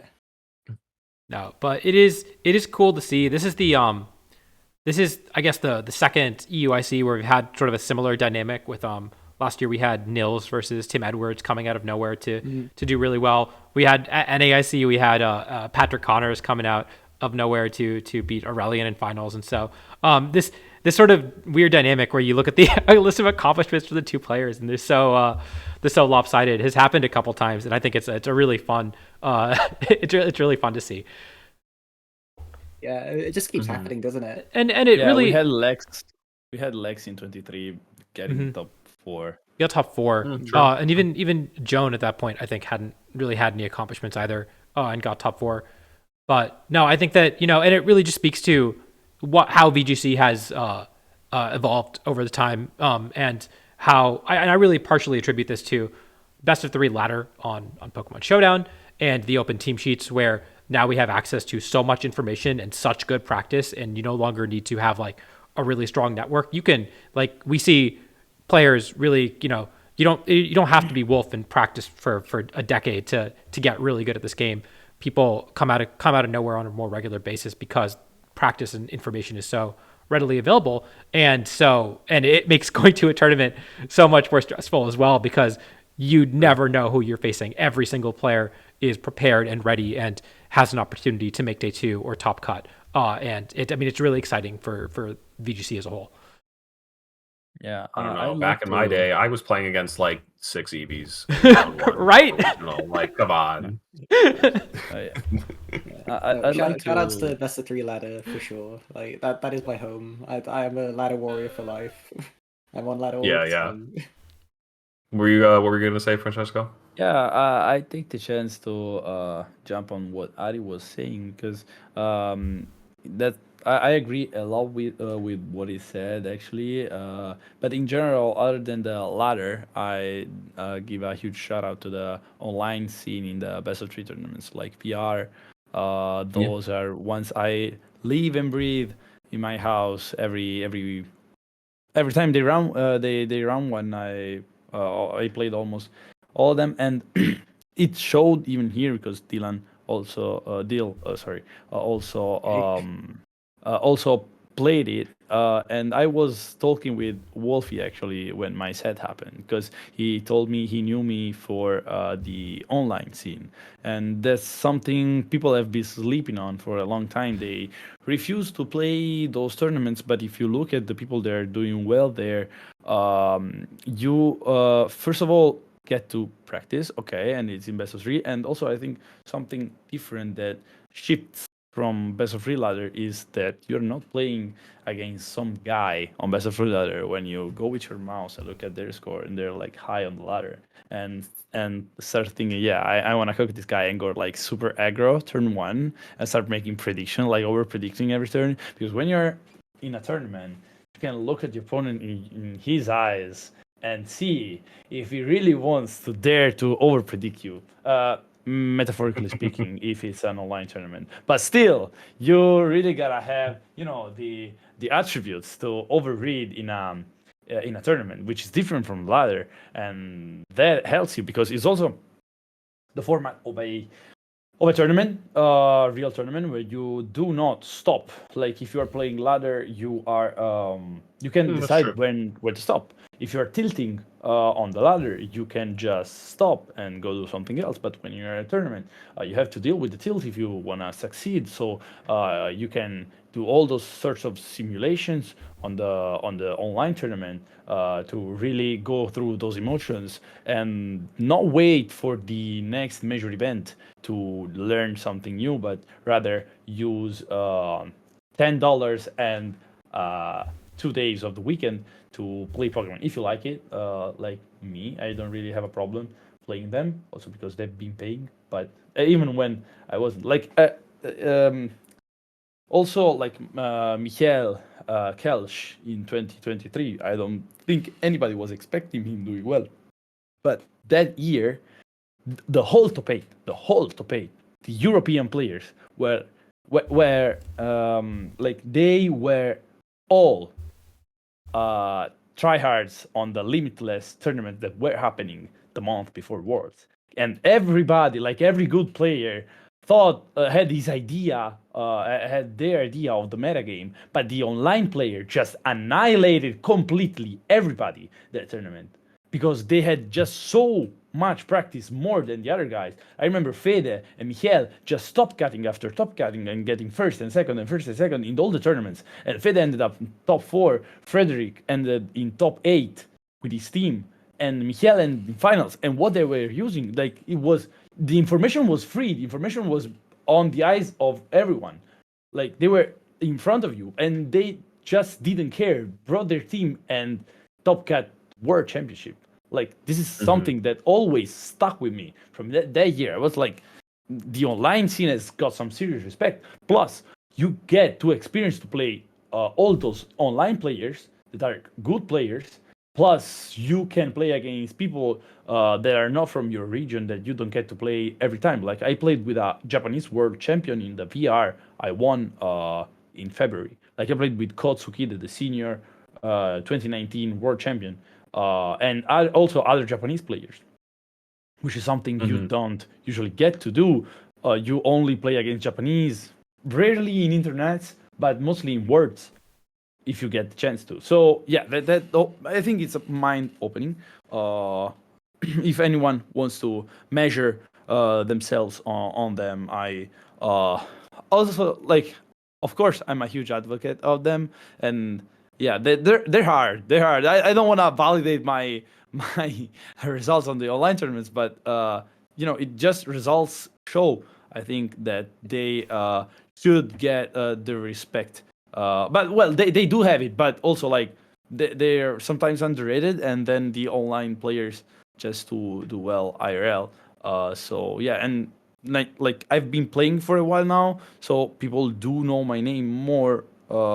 So maybe I'm both categories, but like players like Deal or I'm sorry, I don't think you get many results IRL, but you were doing very very well in the online scene. But same as Michael before Worlds 23, like that really shook me. Like when Miki got second, I was like, this guy has been winning every limitless tournament every week coming up to this tournament. And I think everyone had the same reaction. It's like, oh, it's the online guy, yeah. Yeah, it was amazing. I guess like when you look at his results from like that time running up towards, I guess it's like really no surprise, is it? Yeah. Yeah, and also on the other side, I guess I'm on the other side because for EUIC I played only ladder one night because I did a coaching session and with this team. Yeah, I wasn't even playing that team, but I have played it beforehand, and especially the Heatran was a huge bet I made, but never had the chance to play it. Like only theorized a ton on it because I was huge a Trapagos tryhard, and just played that night after the coaching session. I stayed up until like 3 a.m. because I just couldn't stop playing, and I was winning a lot with it, and I never played it back. Like after the VR, I played basically only that night before VR. On the online ladder and just the VR and then all the internals with friends for EUIC. So as Deal is a huge ladder player, like I also do ladder a lots, but when I don't see the need of doing so, I just run internals. Of course, I'm blessed to have someone to play them against, which is time consuming. So shout out to Flavio for that. But also, yeah, the best of three tournaments online are definitely a way to improve. So I suggest to play them if you want to improve. Yeah. Online tournaments are so good. It's like tournament sets are tournament sets, no matter where they are. Like people are going to try to win. There's going to be good players in them. Like it's just build up all that experience so quickly. Oh yeah. Also, that gives me an idea because one funny thing you maybe not everybody realizes is that people from Italy and people from like Latin American countries, like for you maybe $800 are not a lot, but they're a lot here. Okay, they pay for stuff here, and also I think for basically places that are not America because there's a huge pay gap difference. But yeah, there's a lot. It is a lot of money, so people kind of try hard them because the money makes a difference. I was so annoyed when I basically had $100 Draco miss in the VR tour because No. I really didn't do that. Sorry about that. You can just see it go away. You can just see it disappearing. Yeah. Yeah. Oh, I for what it's worth, I agree, and I think that playing in a tournament is very different. Playing on cart is very different than just laddering. I noticed that in my Louisville run where I was like top 10 on ladder for basically the month before the tournament, and then went 5-3, and I realized like the reads I was making on ladder, I was not making in game when I was at the tournament. It's a different mentality, and like you said, you do have to be willing to take those risks in a way more high in a way more high stakes set as compared to on ladder where you're like, oh yeah, I have a feeling this is going to work, and you click it and it works and you're like, oh cool. Whereas in a tournament, you're kind of risking your tournament on it, but you have to be comfortable making those reads, and that is something that, at least at the time, I wasn't as comfortable doing. Sorry, go on. Go ahead. Do you feel like the reads that you were making on ladder like weren't working on the tournament, or you weren't going for them because it was the tournament? I wasn't going for them, and I got punished on a regular basis, and I was just like, because Yeah. part of it was also like I was running like side spam, like a very offensive team, at that tournament. Yeah. And that's the sort of team where you kind of have to make those reads. But yeah, it is a very different environment. And with that, I do want to keep us moving, because we not only got to talk about Francesco's team, but I also want to talk about the rest of the teams at the tournament. But first, Francesco, do you want to talk about your team that you not only won Victory Road with, but then got top 16 at the European Championships with, and maybe a little bit about your tournament run? Sure. Okay, if you can pull up my run for me, that'd be helpful. Otherwise, I can load it myself. I don't know. I got it pulled up. Thank you very much. Yeah. So as I hinted at previously, the team had actually kind of very old origins, like compared to how long Reg G has been around. Because so before Worlds, when I also got second at a VR with Kali Shadow, like I went undefeated till finals. It was 12-0 with a Kali Shadow team, and then I lost Kali Shadow for Worlds. Because that was just because I didn't find a comp that satisfied me with Pagos. Because initially I really wanted to make Pagos work, but I was not smart enough to develop it myself. And so what happened was I tried a ton of comps with Pagos and came up with Hitran even in that period. But yeah, so Worlds happened. Afterwards, I kind of had a rejection, like bodily rejection of not playing Kali Shadow. That it was like I avoided like it was the plague. Because the holes of the matchups it presented showed a lot in Worlds. I went 8-3 there, losing to 2 Zamas, and I had Terra Dark Kali Shadow, which was, if you can say, a good call against the other Kali Shadows, because they were all Terra Normal. But what happens if the opponent has a Dark type plus White Guard with Zama? It's a disaster. It was disastrous, and I lost to both Zama I faced, and I lost to 1 Miraidon out of the 5 I faced, which was an okay stat. So basically, you can lose one game, but if the other ones are against Worlds players, which are not bad at the game and have a favorable matchup, you just gonna end up losing most likely. So yeah, I was kind of upset with that being the case for my team, and I shouldn't have let it slip. But yeah, learn from that. I saw that Anya used bold Pagos, and at the start I was kind of reluctant of running that, because I was like, yo, what is that? What is bold? It's kind of weird, for the CC from Urshifu, because I use bold in EUIC, as I think most of people kind of can imagine. Also in the VR it was bold. Yeah, I started playing Pagos again when Reg G came back, and I always had the idea of this Hitran, because what I did playing Pagos, like in May, June, okay. What I did was kind of I went crazy to understand how Pagos could beat Sama. And so at one point I started filtering for weight the Pokemon on Bulbapedia. I started filtering Pokemon by weight. I'm not lying, like the link on Bulbapedia is purple. And I did that because Heavy because of Heavy Slam, because every Zama was running Heavy Slam. So I was like, if I can Terrasalize into Fairy, a heavy Pokemon that does well into Zama can Terrasalize into Fairy and basically wall the whole team. So let me see if there's a good candidate for that. Yeah, Celesteela was unfortunately not in the game.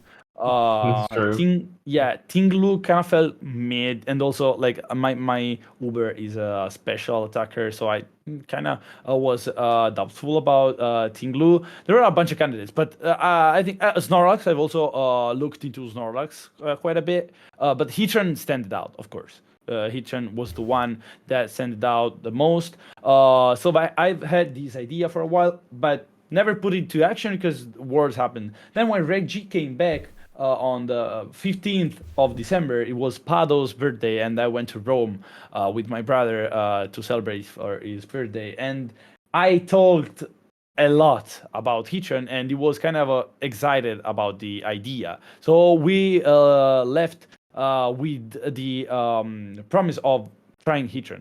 So I at the start, although even if the idea sounded very nice, I kind of stepped back from it because I'm an idiot, and also because I kind of silly, and my fear that was holding me back was that I was thinking, like, on paper, why should I use Heatran? It doesn't synergize very well with Pagos, because if you bring Heatran, you're not bringing Pagos. On the other hand, Flavio was telling me, shut up, because if you are using Heatran and winning the matchup, not bringing Pagos is still completely fine.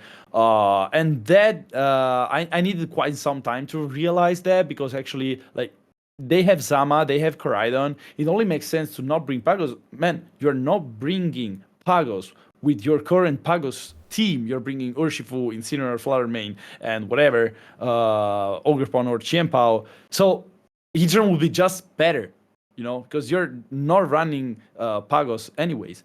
So yeah, and then it just happened that I was trying comps with a student of mine. Shout out to Luca. The student of mine that was using Pagos as I was, because I played 3 victory roads with Pagos before. One with a top 8 Pagos Qianpao team with Modest Pagos, in which I got 3rd, the first VR. And then I played the other 2 with Anya's team with Firepound, because it was more versatile. I had slightly better matchups into Kyogre, especially Tornogre. No. That's the opposite. Qianpao was good into Tornogre, but Firepound was better into basically everything else. And then he asked me at one point, like the week of VR, he asked me, Chicho, what do you think about this Heatran team that they've played in NA? And then, like, I was playing, at that point, we were testing, like, 5 out of 6 Pokemon without Heatran. We had Urshifu on the Heatran. But we were testing, like, Screamtail, Rockpon, Incin, Rilla, Pagos. And then I had this whole idea that I had stocked with Heatran for a long time, and it just clocked into the moment. I saw the team, and I was, wait a second, Screamtail, Heatran. I can trap Pokemon and then disable Anchor them with Screamtail. It just makes sense. These guys are right. So I put the 2 things together, and I was very excited. Okay, let's try this, sure. And I just kept on winning. I just could not lose. And that was clear to my eyes. So for EUIC, I wanted to use the Kali Ice team I used in the GC. So I was like, okay, what am I gonna do? My idea was, I'm not gonna lie, like, you can ask my circle about this. I'm not lying to you when I tell you that I used the Pagos to scare off the Kali Shadow balance players from EUIC by winning the VR. Like, my objective was, when the VR got revealed, I told all my friends, I am gonna win the VR with Pagos so that people won't run Kali Shadow balance in EUIC, so that my Kali Ice team can work. Because my Kali Ice team could not beat the Kali Shadow team.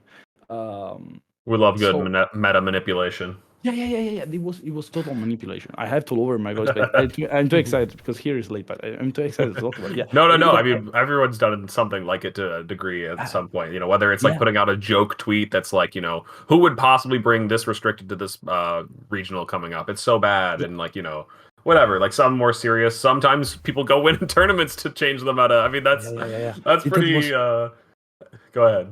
Yeah, that was totally my goal. So, but then I'm kind of a joker, but that actually happened. I was actually able to pull that off, and I felt a little bit like those anime characters, because it was all part of my plan. But then I was like, hold on. Am I doing this right? Because Pagos might just be better, because I realized at one point I was leading Incineroar and my opponents were losing because Incineroar is the GOAT. So I had these two teams, one with Pagos and one with Kalias. Both were kind of nice, but Kalias could just not beat the Kali Shadow balance players. And also, like Shiliang told me, like the Kali Shadow balance players are two diehard Kali Shadow balance players. They're not gonna change it, even if they see Pagos. They just will look the other way and just keep playing it. And so the team felt very, very good. And also, like a huge thing that happened, I think that has made me decide to go with Pagos for UIC, was that I won the VR with safety goggles Incin. And Rocky Helmet was just way better. I knew that playing the VR. In fact, I was tilted and telling all my friends, like, I'm winning games, I'm winning best of three. I'm going forward in the VR, but my Incin is not Rocky Helmet, and every time I face an Urshifu, it feels like hell, because they can, if I lose the 50 with Pagos and the Incin, if they target smartly the Incin slot, I don't get to damage them and put them in the +1 Starstorm range or Grassy Glide range. So that was really tilting me. But I kept on going, and I won the tournament because previously I tried Among Us on the Rilla, but after Cherry Belly destroyed me, because we were trying for NPA for the Sambi match, because Sambi always uses Miraidon, so we were testing against it. He ended up playing me Miraidon, and I swapped the Rilla over Among Us because Luca destroyed me completely with when I had the Among Us. Like he kind of humbled me a lot. So I put Rilla, and before going to sleep, I was like, okay, next morning I have to make an ult, and I have to put the Rocky Helmet on Incin, because I swapped Ghost, that was the Rocky Helmet holder. I forgot to do that. So I played the VR with that.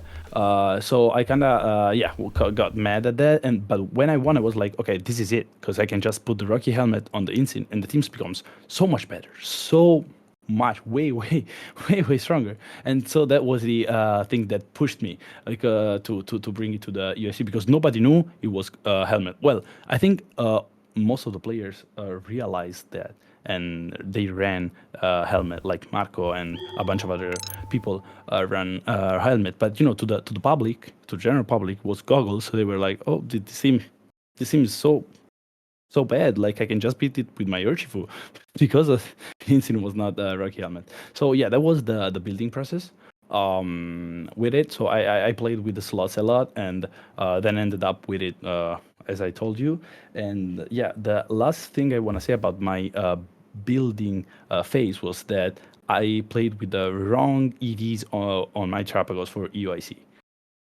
Which means like my list was correct, like it was matching, nothing was wrong, but it was like bad in the sense that my substitute took 49 HP instead of 48, because I was 196 HP, and I would recover 48 with 2 turns of leftover in grassy terrain.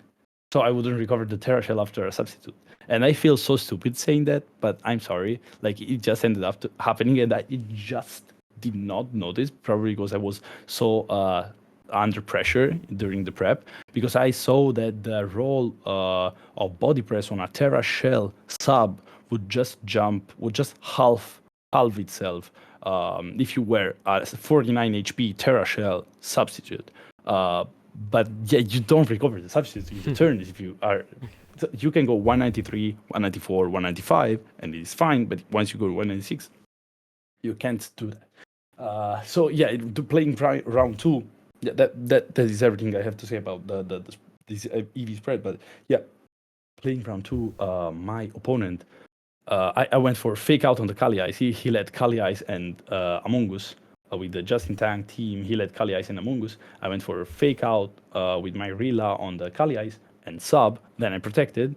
And he spored the slot of Rilla smartly enough to punish my Incin coming in. Of course, Incin was coming in. He spored it. But yeah, the next turn when I went for a Calm Mind with Terrapagos, he went for Glacial Lens Spore. And I got spored on Terrapagos, and my opponent was smart and looked at the screen I didn't, but he looked at the screen and saw that my Pagos didn't have the full HP. So I just got spored on Pagos, but still managed to win that game. But yeah, it kind of afflicted me in the moment. I was like, like this the whole time. I was, oh, what have I done? This is terrible. So I was completely scared. I told my cousin, okay, now I'm being honest with you because I didn't want to, upset my brothers that were there with me rooting for me. I didn't want to, make them worried or anything. But I told my cousin, like, real talk, bro. I think I can make day 2, but Top Cut is a miracle, I think, with this mistake on my team sheet. But then but thinking about it, trying to, use logic to fight my fear, I realized that thing would only come up rarely in some Zama matchups, and only against Kali Ice plus Among Us, but only if they know I have the wrong spread on the Kali Ice. So when I face Justin Tang, it only makes sense for him to not lead Kali Ice Among Us because Sub is actually very, very good into that. Like I beat their leading a lot better than the other leads, like Lando lead, So he didn't use that. He didn't use Among Us in the best of 3. Why would he, right? So yeah, I managed to win that, and then luckily didn't face any Kali Ice Among Us going forward. But yeah, it only applied basically to that one matchup, only if my opponent knew and actually actively used that. So that was very, very scary. And yeah, I'll make sure to double check next time. But yeah, that was funny. It's so easy to miss when like 1 or 2 EVs are just off on Yeah, a team because you're moving around all the time and testing, and then you forget that you like did it or like forget where it's meant to be. Exactly. Like while in testing, like we couldn't fathom how we missed this because we are me and Flavio were so dedicated to EVs, especially him. But during the sets of practice, like we said, Showdown scammed us. It must be a bug on Showdown or something because we tested it and then we tried the sub with 49 HP. It worked well, but then I started thinking, and I thought maybe after we did that, we knew that body press wouldn't break the sub. So what we did was rewire the strategy that me, the Zama player in that testing, rewired the strategy around it, and body press turn 1. Like we would body press the other slot, but then I started body pressing the Pago slot to break the sub turn 1. So that instance didn't happen again, and so we didn't notice. And that was, a series of events that resulted in me bringing the wrong HP number on Pagos. But luckily, that did not afflict me. I'm very lucky that did not afflict me. But in the other matchups, it was just fine. It was like my sub had 1 more HP in some instances. That was cool, but more than that, it was okay. So yeah, my run.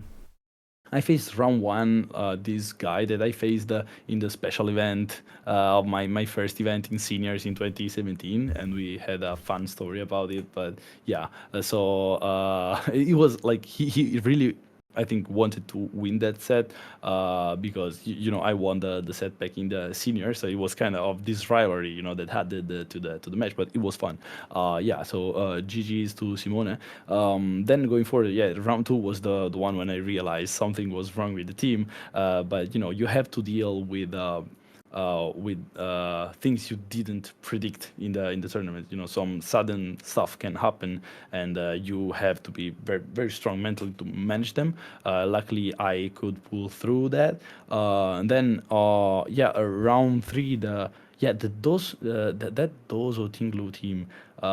Actually, something funny happened in game 1 because on turn 1, I just went for power whip on the Dozo. That avoided the power whip, plus Starstone that would have picked up the KO. But that's not the fun part because I got yawned, then slept for 3 turns. Then in the turn I woke up under the grassy terrain. I missed power whip again on the Dozo, and they did not protect, did not Terrasalite. So yeah, but I still won 2-0 that set. So yeah, somehow was it was cool. And then against Guntur also. During the it was on a side stream, and he won game one. I remember something like some RNG stuff happened. I think they got a 30% chance to. Oh, they got a Moonblast drop. And they like the Urshifu lived on like 1 HP. Yeah, that was the thing. And then on game three, the situation was kind of bad. He was kind of playing very well, also because Mongai's beam ignores the abilities. So sturdy for Rockpon would just one hit KO me through the sturdy ability, which was Oh, that's very true. scary. Yeah, That is like a fun one. I've seen that yes. happen before. I always I forget compl- like what Moonlight is actually good into. I completely forgot about it too. But It does luckily, more damage against Dondozo as well. Funnily enough, Sure. like if you like get Oh. like a moon, no, sorry, Moonlight meteor beam. beam +1 special attack boost, it does use that true. against the Dozo. Kind of funny. Yeah, I didn't know that. Yeah, it So was Calm Mind. I'm going to cut you off a little bit because I still want to talk about the other teams in Top Cut. But did you have any like any like highlight matches that you wanted to talk about maybe in day two or Top Cut?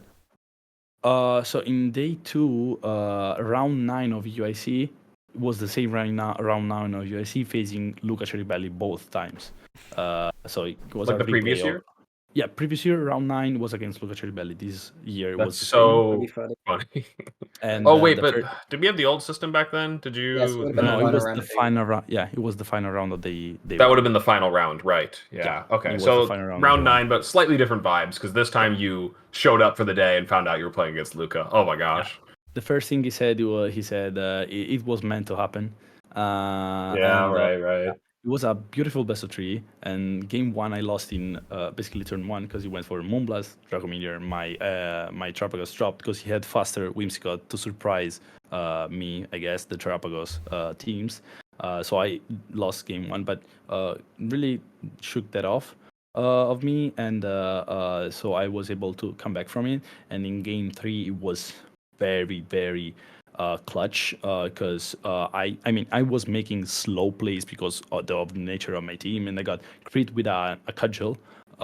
So I had to rotate my Pagos, like switch it back, parting shot, recover, protect, recover, switch it back, parting shot, recover again on the other slot at the end of the turn, always pivoting, and then I ended up winning on the timer against his Iron Hands, and it was a beautiful match. Like everybody applauded. It was kind of a very good moment for me. Luca also, complimented me, and he's a good friend of mine. Like we talk regularly, but him being the world champion adds to the moment. So it was a very nice moment. And then of course against Wolf, so second world champion. Yeah, second world champion of the day. Coming from a win against Marco, and he said it was basically impossible against our team. But I snatched the game 2 out of Wolfie's hands, and then on game 3, it was a turn where I had Insin on the field. I think he'll talk about this and maybe in the video. But I had the Insin on the field, Ghost Terra, and I was going to Will-O-Wisp, the Screamtail, his Screamtail. But in the end, I thought his Incineroar would stay on the field to deal damage or knock off my Pokemon or something like that. And I hard switched my Rockbomb. I was about to Wisp the tail to get the dot, or I considered the Coridon switching in potentially that could, compromise my strategy. I went for the Rockpon at the end. He switched in the Coridon, and I think if I went for the Wisp and hit, that would have granted me game 3. But I kinda wanted to keep an ace in my sleeve if, in case I would face him in Top Cut, because I was 10-0 in that moment. I was undefeated, Right. And it made sense for me to play some strategy. I thought that playing some strategy was good. So I tried to see what he would go for, what was his strategy, trying to figure out his team more, because it was, I think, the only matchup where I had to actively think of in the team preview, because I had very good lines into basically every team I faced. So yeah, and then do some economy, mental economy for the day, and just see how it went. So it was a beautiful game. A lot of people were watching that. Like I think it was like Was it 100 also on the people. TV? It was not on TV. They were looking through the Oh, just switches. watching over. Yeah, Yeah, but yeah. it was so many people, and it was on table 101.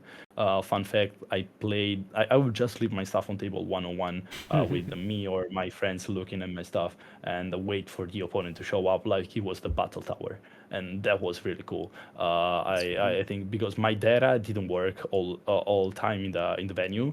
My data was very bad. So I didn't Right. know who my opponent was, and I always asked a friend who my opponent would be, even in day one. And in day two, it was kind of cool to be there and just puzzle me because I'm undefeated. And also, fun fact: since I didn't play any ladder, at one point, like last round of VR in day one, my opponent didn't show up, so it doesn't really count. So I won 7 rounds in day two of VR until I won, and then I was 10-0 in UIC, so I won. I was technically 18-0, but was like 17-0 in games with the Pagos team. So yeah, that was quite good. That felt I quite do find good. it very the whole run you didn't see any Kali Shadow balance. Like you didn't scare them Uh, away from the tournament, but you I scared them away from you specifically. yeah, That's true. That's true. I was also I was Well, hoping to face some, but I Oh yeah, faced some Kali Shadow, which was free as well.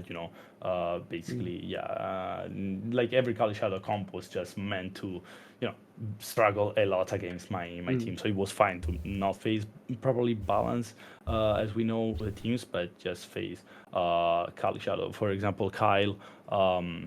Yeah, Kyle's team was really cool. that seems so yeah awesome. Yeah, we he, gotta he, talk about he that later. yeah, I think his team is cool and was 10-1, so astonishing result.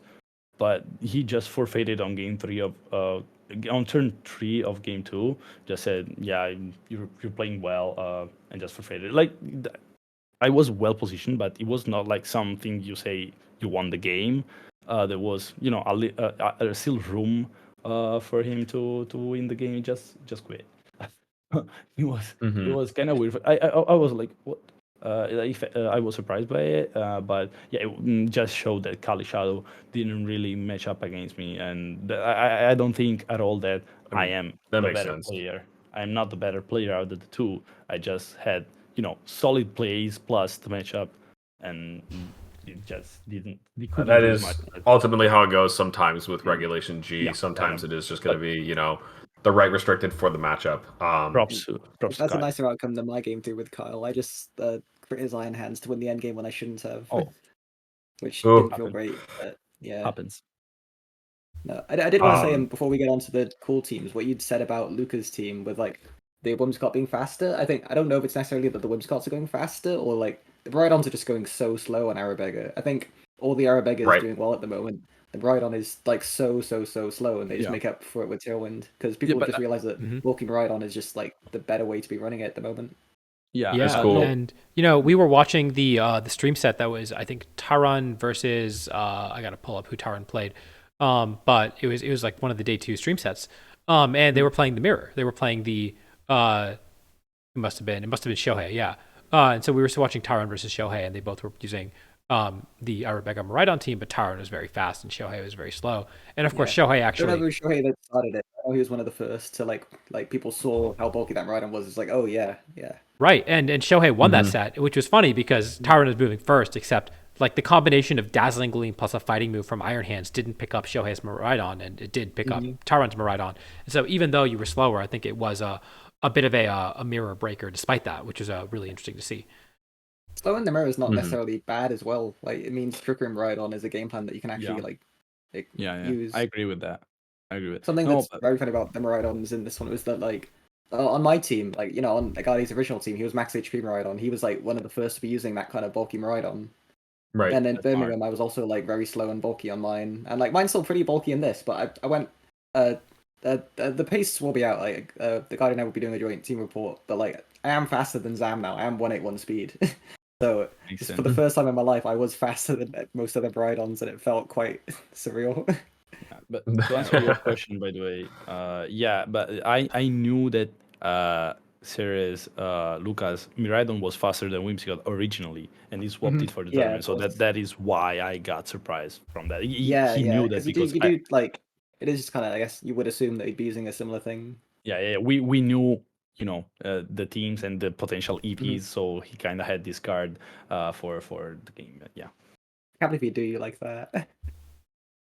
he made me promise to Mhm. not reveal that in case he pulled any Pagos or whatever. He said, "Do not tell this to anyone." It was I funny. love that. Yeah.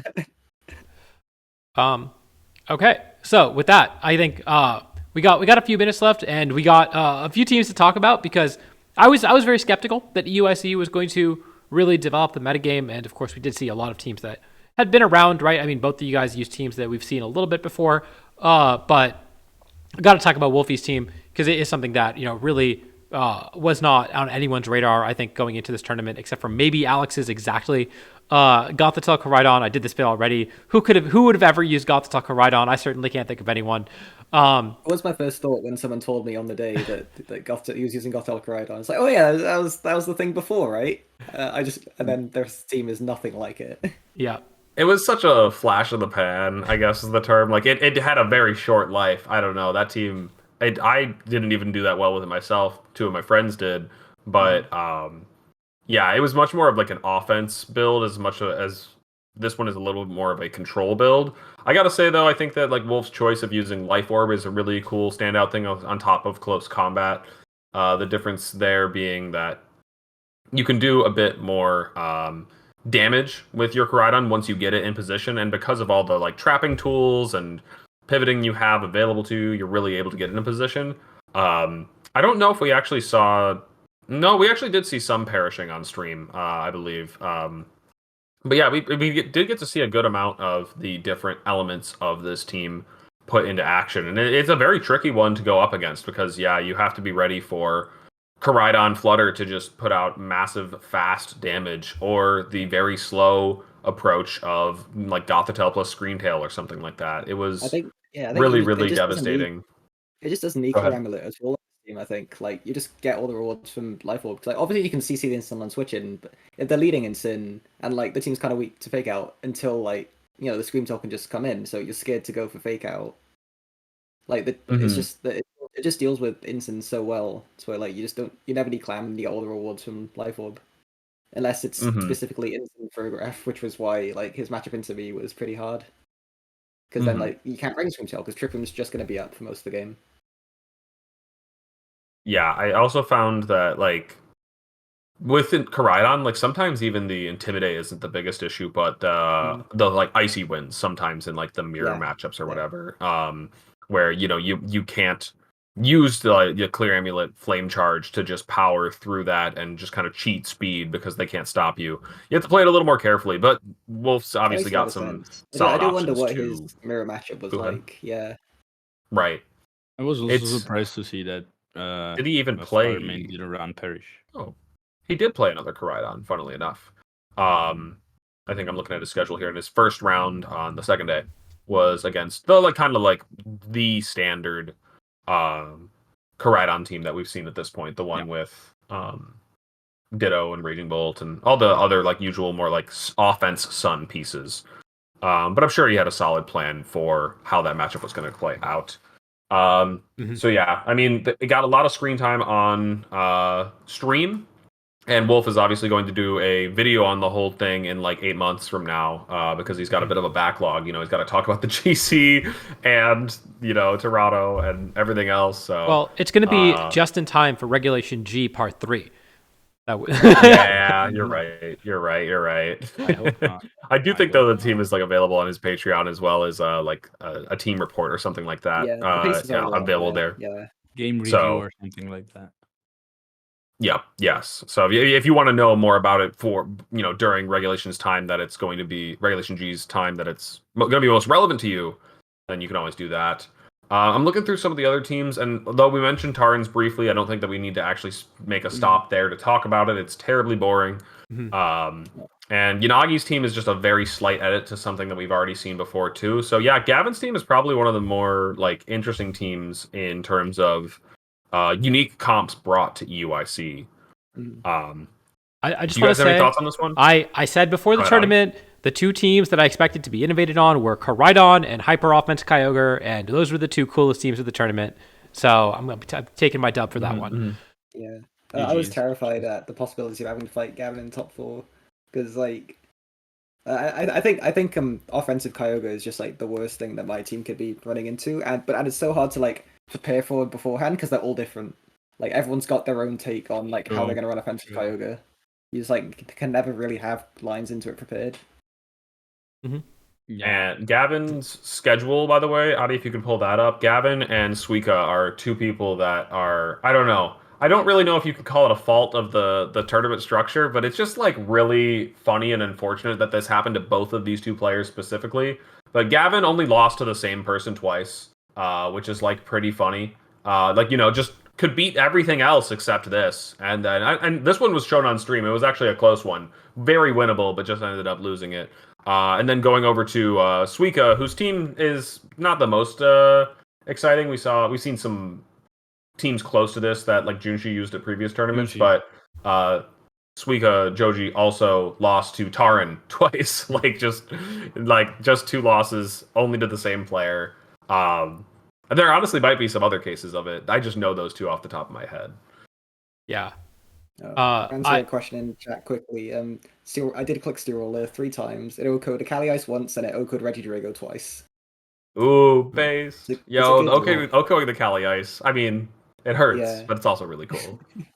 Well, I think it was like chipped slightly, but it does get the For Oko sure. though. Yeah. Yeah. Got it. My one quick take on Gavin's team. I said this on stream again. If you watch our rewatch while he was playing in top 8. But you know, we've seen a lot of hyper offense Kyogre, and a lot of they all are using like bad Pokemon on them, underpowered Pokemon on them. You know, we saw Eden use a Basque Legion version of the team. We saw Pengi do pretty well with a Serena version of the team. That's all well and good, but this feels like the refined version where you've dropped all of the questionable Pokemon and you are just using all the good Pokemon and you found a way to make it work. And so this is, I think, the strongest version of the hyper offense, the more offensive versions of Kyogre that I've seen so far. It reminds me a lot of Reg D and E, just with the Kyogre thrown on. It's like this could be a Reg E team, but instead of the Ogre Pond, you've got the other Ogre. I also think that like Adi's description of it isn't 100% accurate because it feels like a blend. Like like, you know, you're talking about the hyper offense team that used like Serena and stuff like that, and that does feel like hyper offense. This is definitely more offensive, but like it has defensive elements too. You know, you're running an Iron Hands and a Mungus on the team. You can definitely control the pace a bit better with those two Pokemon, whereas that other team with Serena is very much die. And so, yeah, this is like, it's not quite as slow as always, you know, Calm Mind Kyogre team, but it's not quite as fast as that one either. It's a blend. This is very similar to Marco's LAIC 20. I was just thinking that too, team? yeah. What was Arcanine and what was the 6th slot over the POW or the Kyogre? Let's see. It might have been like a Golden Go. Who knows? This one? Golden Go. Yeah. Golden Go. I didn't even remember. I just based on vibes. I was just like, yeah, Goldie probably fits that. Yeah. I was using similar stuff in these formats as well. I always used to call Iron Hands and Mungus the infinite health hack. True. I was thinking it looked a lot like the Abdullah's team from 2023 Worlds, where it's like 5 of the same 6 Pokemon, or it's 4 of the same 6 Pokemon. Pelipper and Kyogre are the same Pokemon. Pelipper's a Kyogre. Pelipper's just a Kyogre. It's 5 of the same 6. Jump down to Kyle's team. I don't know if we actually gave it a full look at, basically, but Kyle's team is definitely one of the more interesting ones of the tournament. Playing Shadow Rider in a way that's like much different than everybody else. Bringing back Pow Knight. I don't know. Do you guys have anything to? You guys both ended up playing against Kyle, right? Yeah. So I I assume a lot of people didn't think about the possibility of Weezing coming in to block Frigoraph and suck a punch. So I just lost game 2 off of that, and it was it's just really awesome. Cool. This team's so sick. Yeah, I think his team's sick. He just ended up facing like the worst matchup against me, but I think it was amazing. Like he had a very good intuition to use. I think it was a Japanese team. He mentioned on Twitter, and very good intuition at using that. I think best of 1 base team. Yeah, it was Battle Spot team and bring that in best of 3. So amazing job from Kyle. Yeah, Pow Knight. People don't check for it. It always appears. It always comes back to surprise people. And it did also in this tournament as well. Anchor Kali Shadow, also shout out to Anchor Kali Shadow. It was very cool. It's just a very good move. That one's so hard to deal with. Yeah, I think because they told me like, oh, I'm facing Kyle, and they said, yeah, he has Anchor Kali Shadow, and it was like, okay, so it's like Dozo Tinglu Whimsicott Kali Shadow. No, they said no, the Kali Shadow has Anchor. I was like, oh, Right, okay. right. Yep. Okay. Okay. I learned something new today. Yeah, it gets both of them, right? It gets disable as well, if you really Yep. wanted the full package. If you want to get Um, restricted to be a Scream Tail, then yes. exactly. I'm seeing mostly boring stuff for the rest of like. I know you're gonna hate on me for this, but I think Tia Team's team is very cool. The French No, players. it's not. You're just wrong. You're just wrong. But go ahead, Adi. There is a please. cool Pokemon on the team. Yeah, the What's the cool Clefairy, Pokemon? right? Which one is it? Can you help me find it because I'm Yeah. struggling. I'm gonna need like a little magnifying Oh my glass. god. Well, no, because to be fair, Pelipper like hardly exists now. Like it's just fallen off the face of the earth in Reg G2. For sure. Yeah. A little bit. No, I mean, this is very obviously me being the calm mind, covert cloak, Calyrex connoisseur. I think I've been looking at all the team people who used this set, and I definitely noticed this after day 1. I think a few other French players used this and made it to day 2 as well.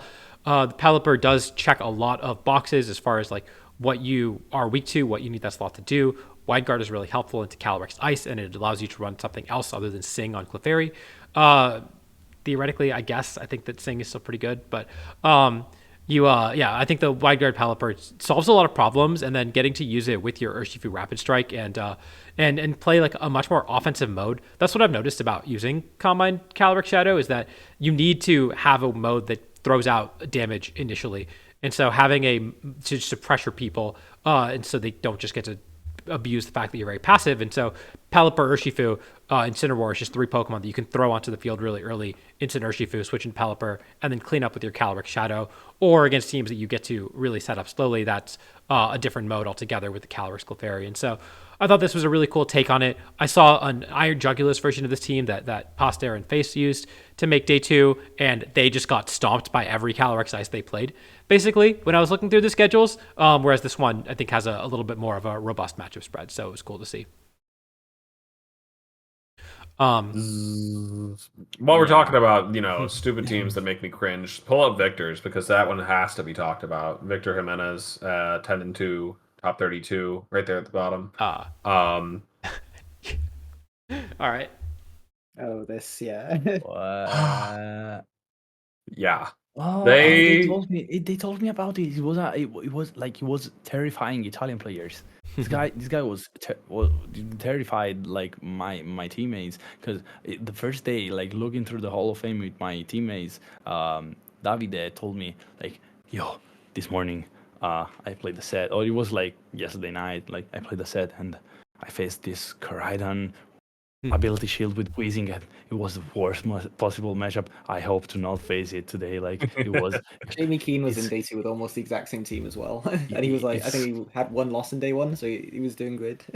Yeah, and then another teammate of mine ended up facing that team, and then I found myself with Davide and this other teammate talking about that in that same moment. So it was a reoccurrence to hear that Koraidon ability shield whizzing again for the second time in one day, which was like something odd I did not expect. And Davide was freaking out. It was like, that guy is that guy. Oh my god, I can't believe it. You actually That is one of the best parts of going to a tournament is finding out who that ladder demon is actually. Like, oh, you really exist. You're not just somebody using the craziest team out there and you're not actually attending the tournament. Like, you show up and you're like, I've seen this before, putting a face to the name. Like, this team drove me crazy. This team does just... It's disgusting to look at. This you said was that it the set. Giving... This was the set that Matt Maynard just hacks out this player like tremendously on stream. In top 32. Mm-hmm. They got very unlucky to not advance further than top 32. Oh, is that? It was amazing. I think this is amazing. Yeah, really cooked this team, Right. honestly. Yeah, Oh, absolutely. no, Matt I was mean, I saying think to me Ability Shield on before, like, Koraidon is really, really clever. Go ahead, sorry. That's like Matt was saying to me before this. That, no, I'm completely cooked. There's no way. But he just, he got his win con, I guess, which was to dodge everything. Which is fair enough.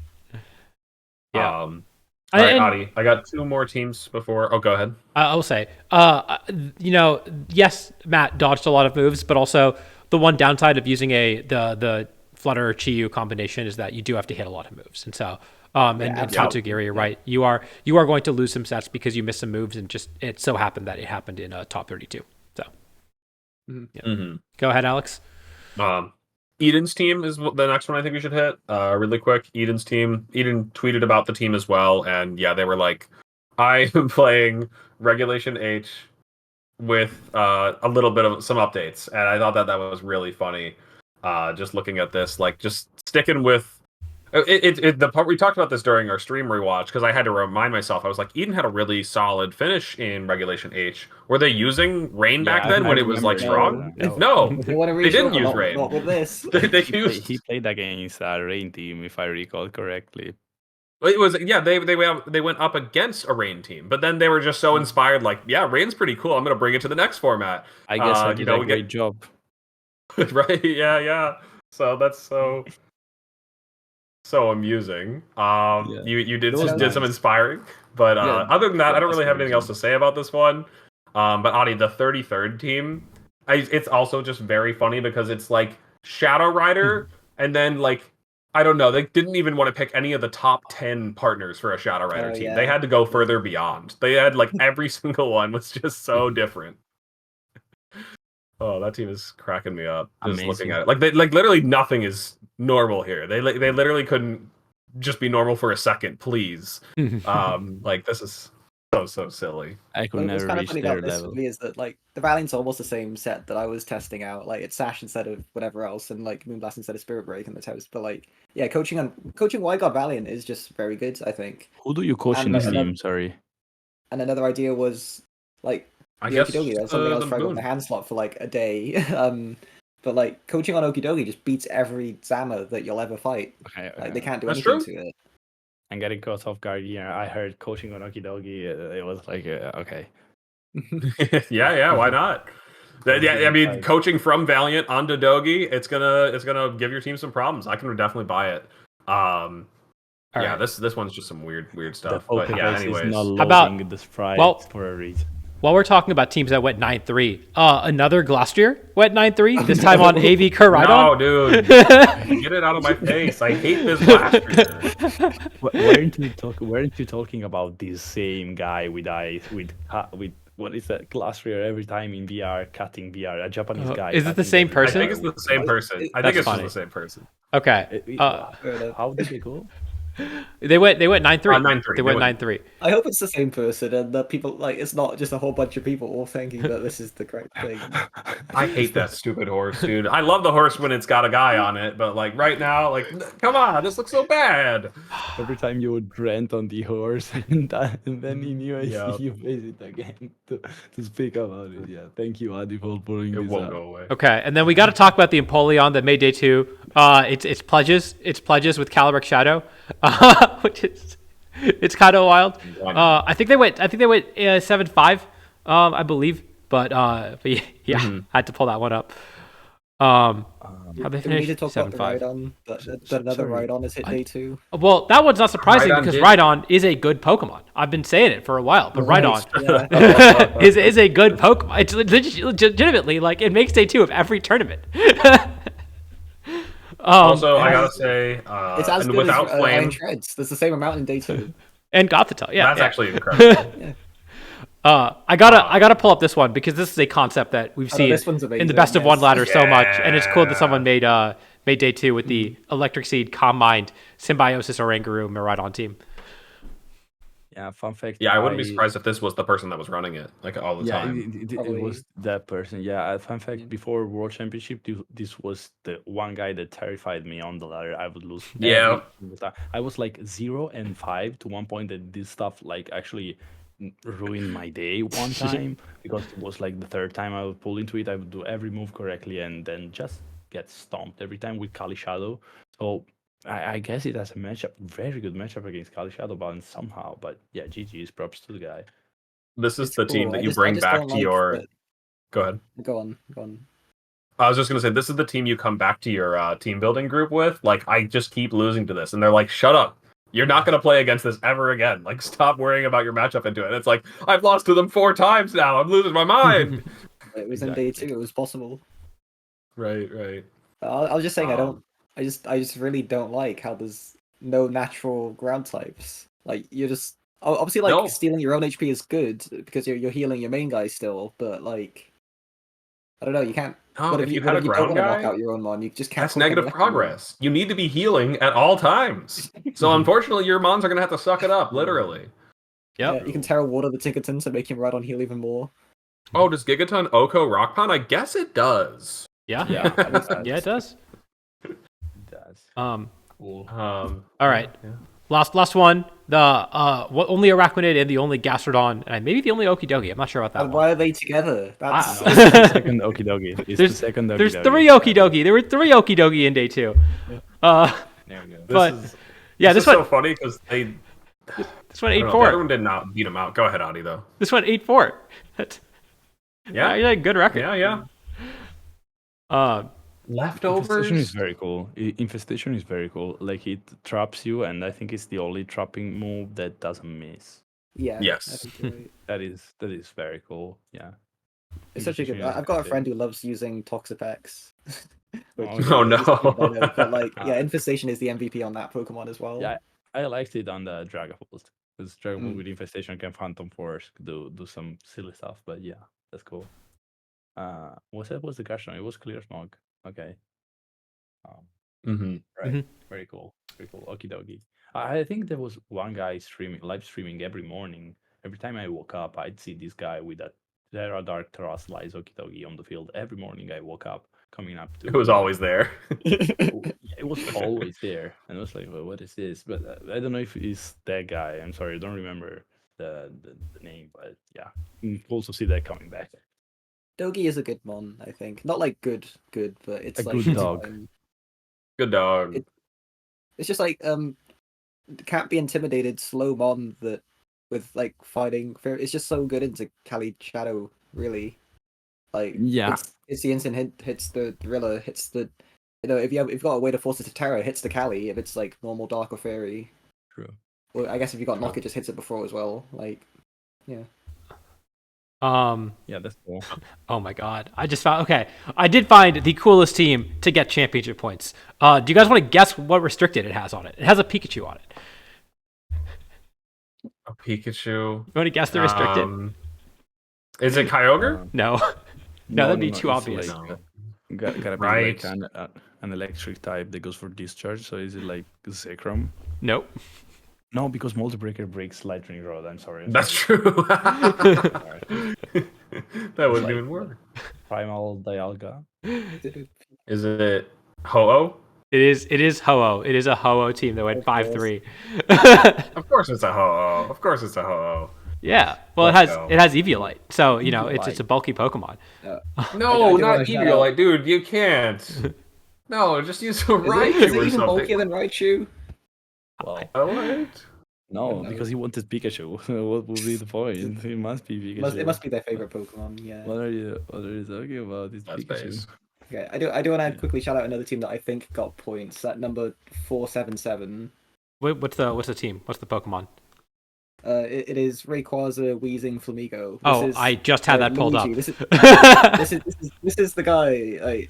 I know him. I met him at Lille. This is the guy that was on stream at Lille with Avalugg, Flamigo, it's Luigi. Crocodile, Tentacruel, all of that fun stuff. It's And he's done it again. He's cooked again. Like it's just incredible. Oh, that's my awesome. God. Wow. I do actually obviously like Rayquaza is bad, but I do if you're gonna run it, I think running it with the Weezing isn't a bad idea. Like you block the priority blocking, you block Intimidate, so you get to run an actual item on the Rayquaza. Right. Yep, Like there's yep. something there. And you block the weather, which is very important for Rayquaza as well. Yeah, That's true. Rayquaza needs that. And Don't look at the most second move on importantly- Ogerpon, by the way. But other than that, I think it's cool. what's the second Ogre? Most importantly, what is it? It's Leech Yeah, Seed. most importantly- If you see that, it's Leech Seed. okay. Okay, yeah. Most importantly, his name had to be Luigi. That's true. I'm looking at this. I'm also like thinking about like how if Kyogre got the rain up and then you switch in your Rayquaza and then switch in the Wheezing, like you actually undo the airlock, but the rain is still there. So like Kyogre is actually happy that this is going on. It's just goofy. All right, is yeah. amazing. We probably have to skip Calcus right here because we've gone a little bit over on time, so we won't try to keep you guys too long because especially it's already getting late over there in Europe. Yeah. But thank you to all 130 of you for sticking around this entire time. We really appreciate it. And if you missed the first part of the stream, this will be up on YouTube tomorrow, so you can watch the entire thing. I know we saw some questions for Dill that we kind of talked about already, so definitely check that out tomorrow, and you can get all your questions answered. We talked a lot about their tournament run. And yeah, that is going to wrap it up from us. Thank you both for coming on the channel, and congratulations on your runs. I really it was really cool to see. I do want to say, if people want to hear more about the run, I will be doing a joint team report with the Guardi on his channel sometime soon. Like, we want to record it this week, so look out for that. Oh, sweet! I'm looking forward to it. Yeah, definitely looking forward to it. I'll be looking to it. Also, thank you guys for having me. I wanted to say hi to Salvatore that asked me to say hi earlier. He was watching me. It's a friend of mine. So, ciao, Salvatore. Awesome. Thanks so much for inviting me on. Like, I'm such a big fan of the channel. Like I said, I started off in Sword and Shield, but like, yeah, already been this is watching a the videos VGC like, basically milestone. since I started. So it's been incredible. Yeah, I agree with Dale. Yeah, this is a VGC milestone to be on top, I guess. So thank you. Hell yeah. Thank you guys. And also, Glad to hear that. Yeah, and also Dale. Nice. It was very nice to meet you, and looking Yeah, forward no, to it's meet been you great chatting. Yeah. Yeah, we had some fun moments. So thank you, and thank you guys also a lot for having us. Mm-hmm. Well, with that, we are going to be sending you over to Jody, who is talking about the exact same thing that we were just talking about. That's right. He is also recapping EUIC. I know he attended as well, and he was on stream. So go say hi to him. He's got his own insights. Yeah. Happy to see them. Go say hi from us. Yeah, and we will catch you all later. Thanks again.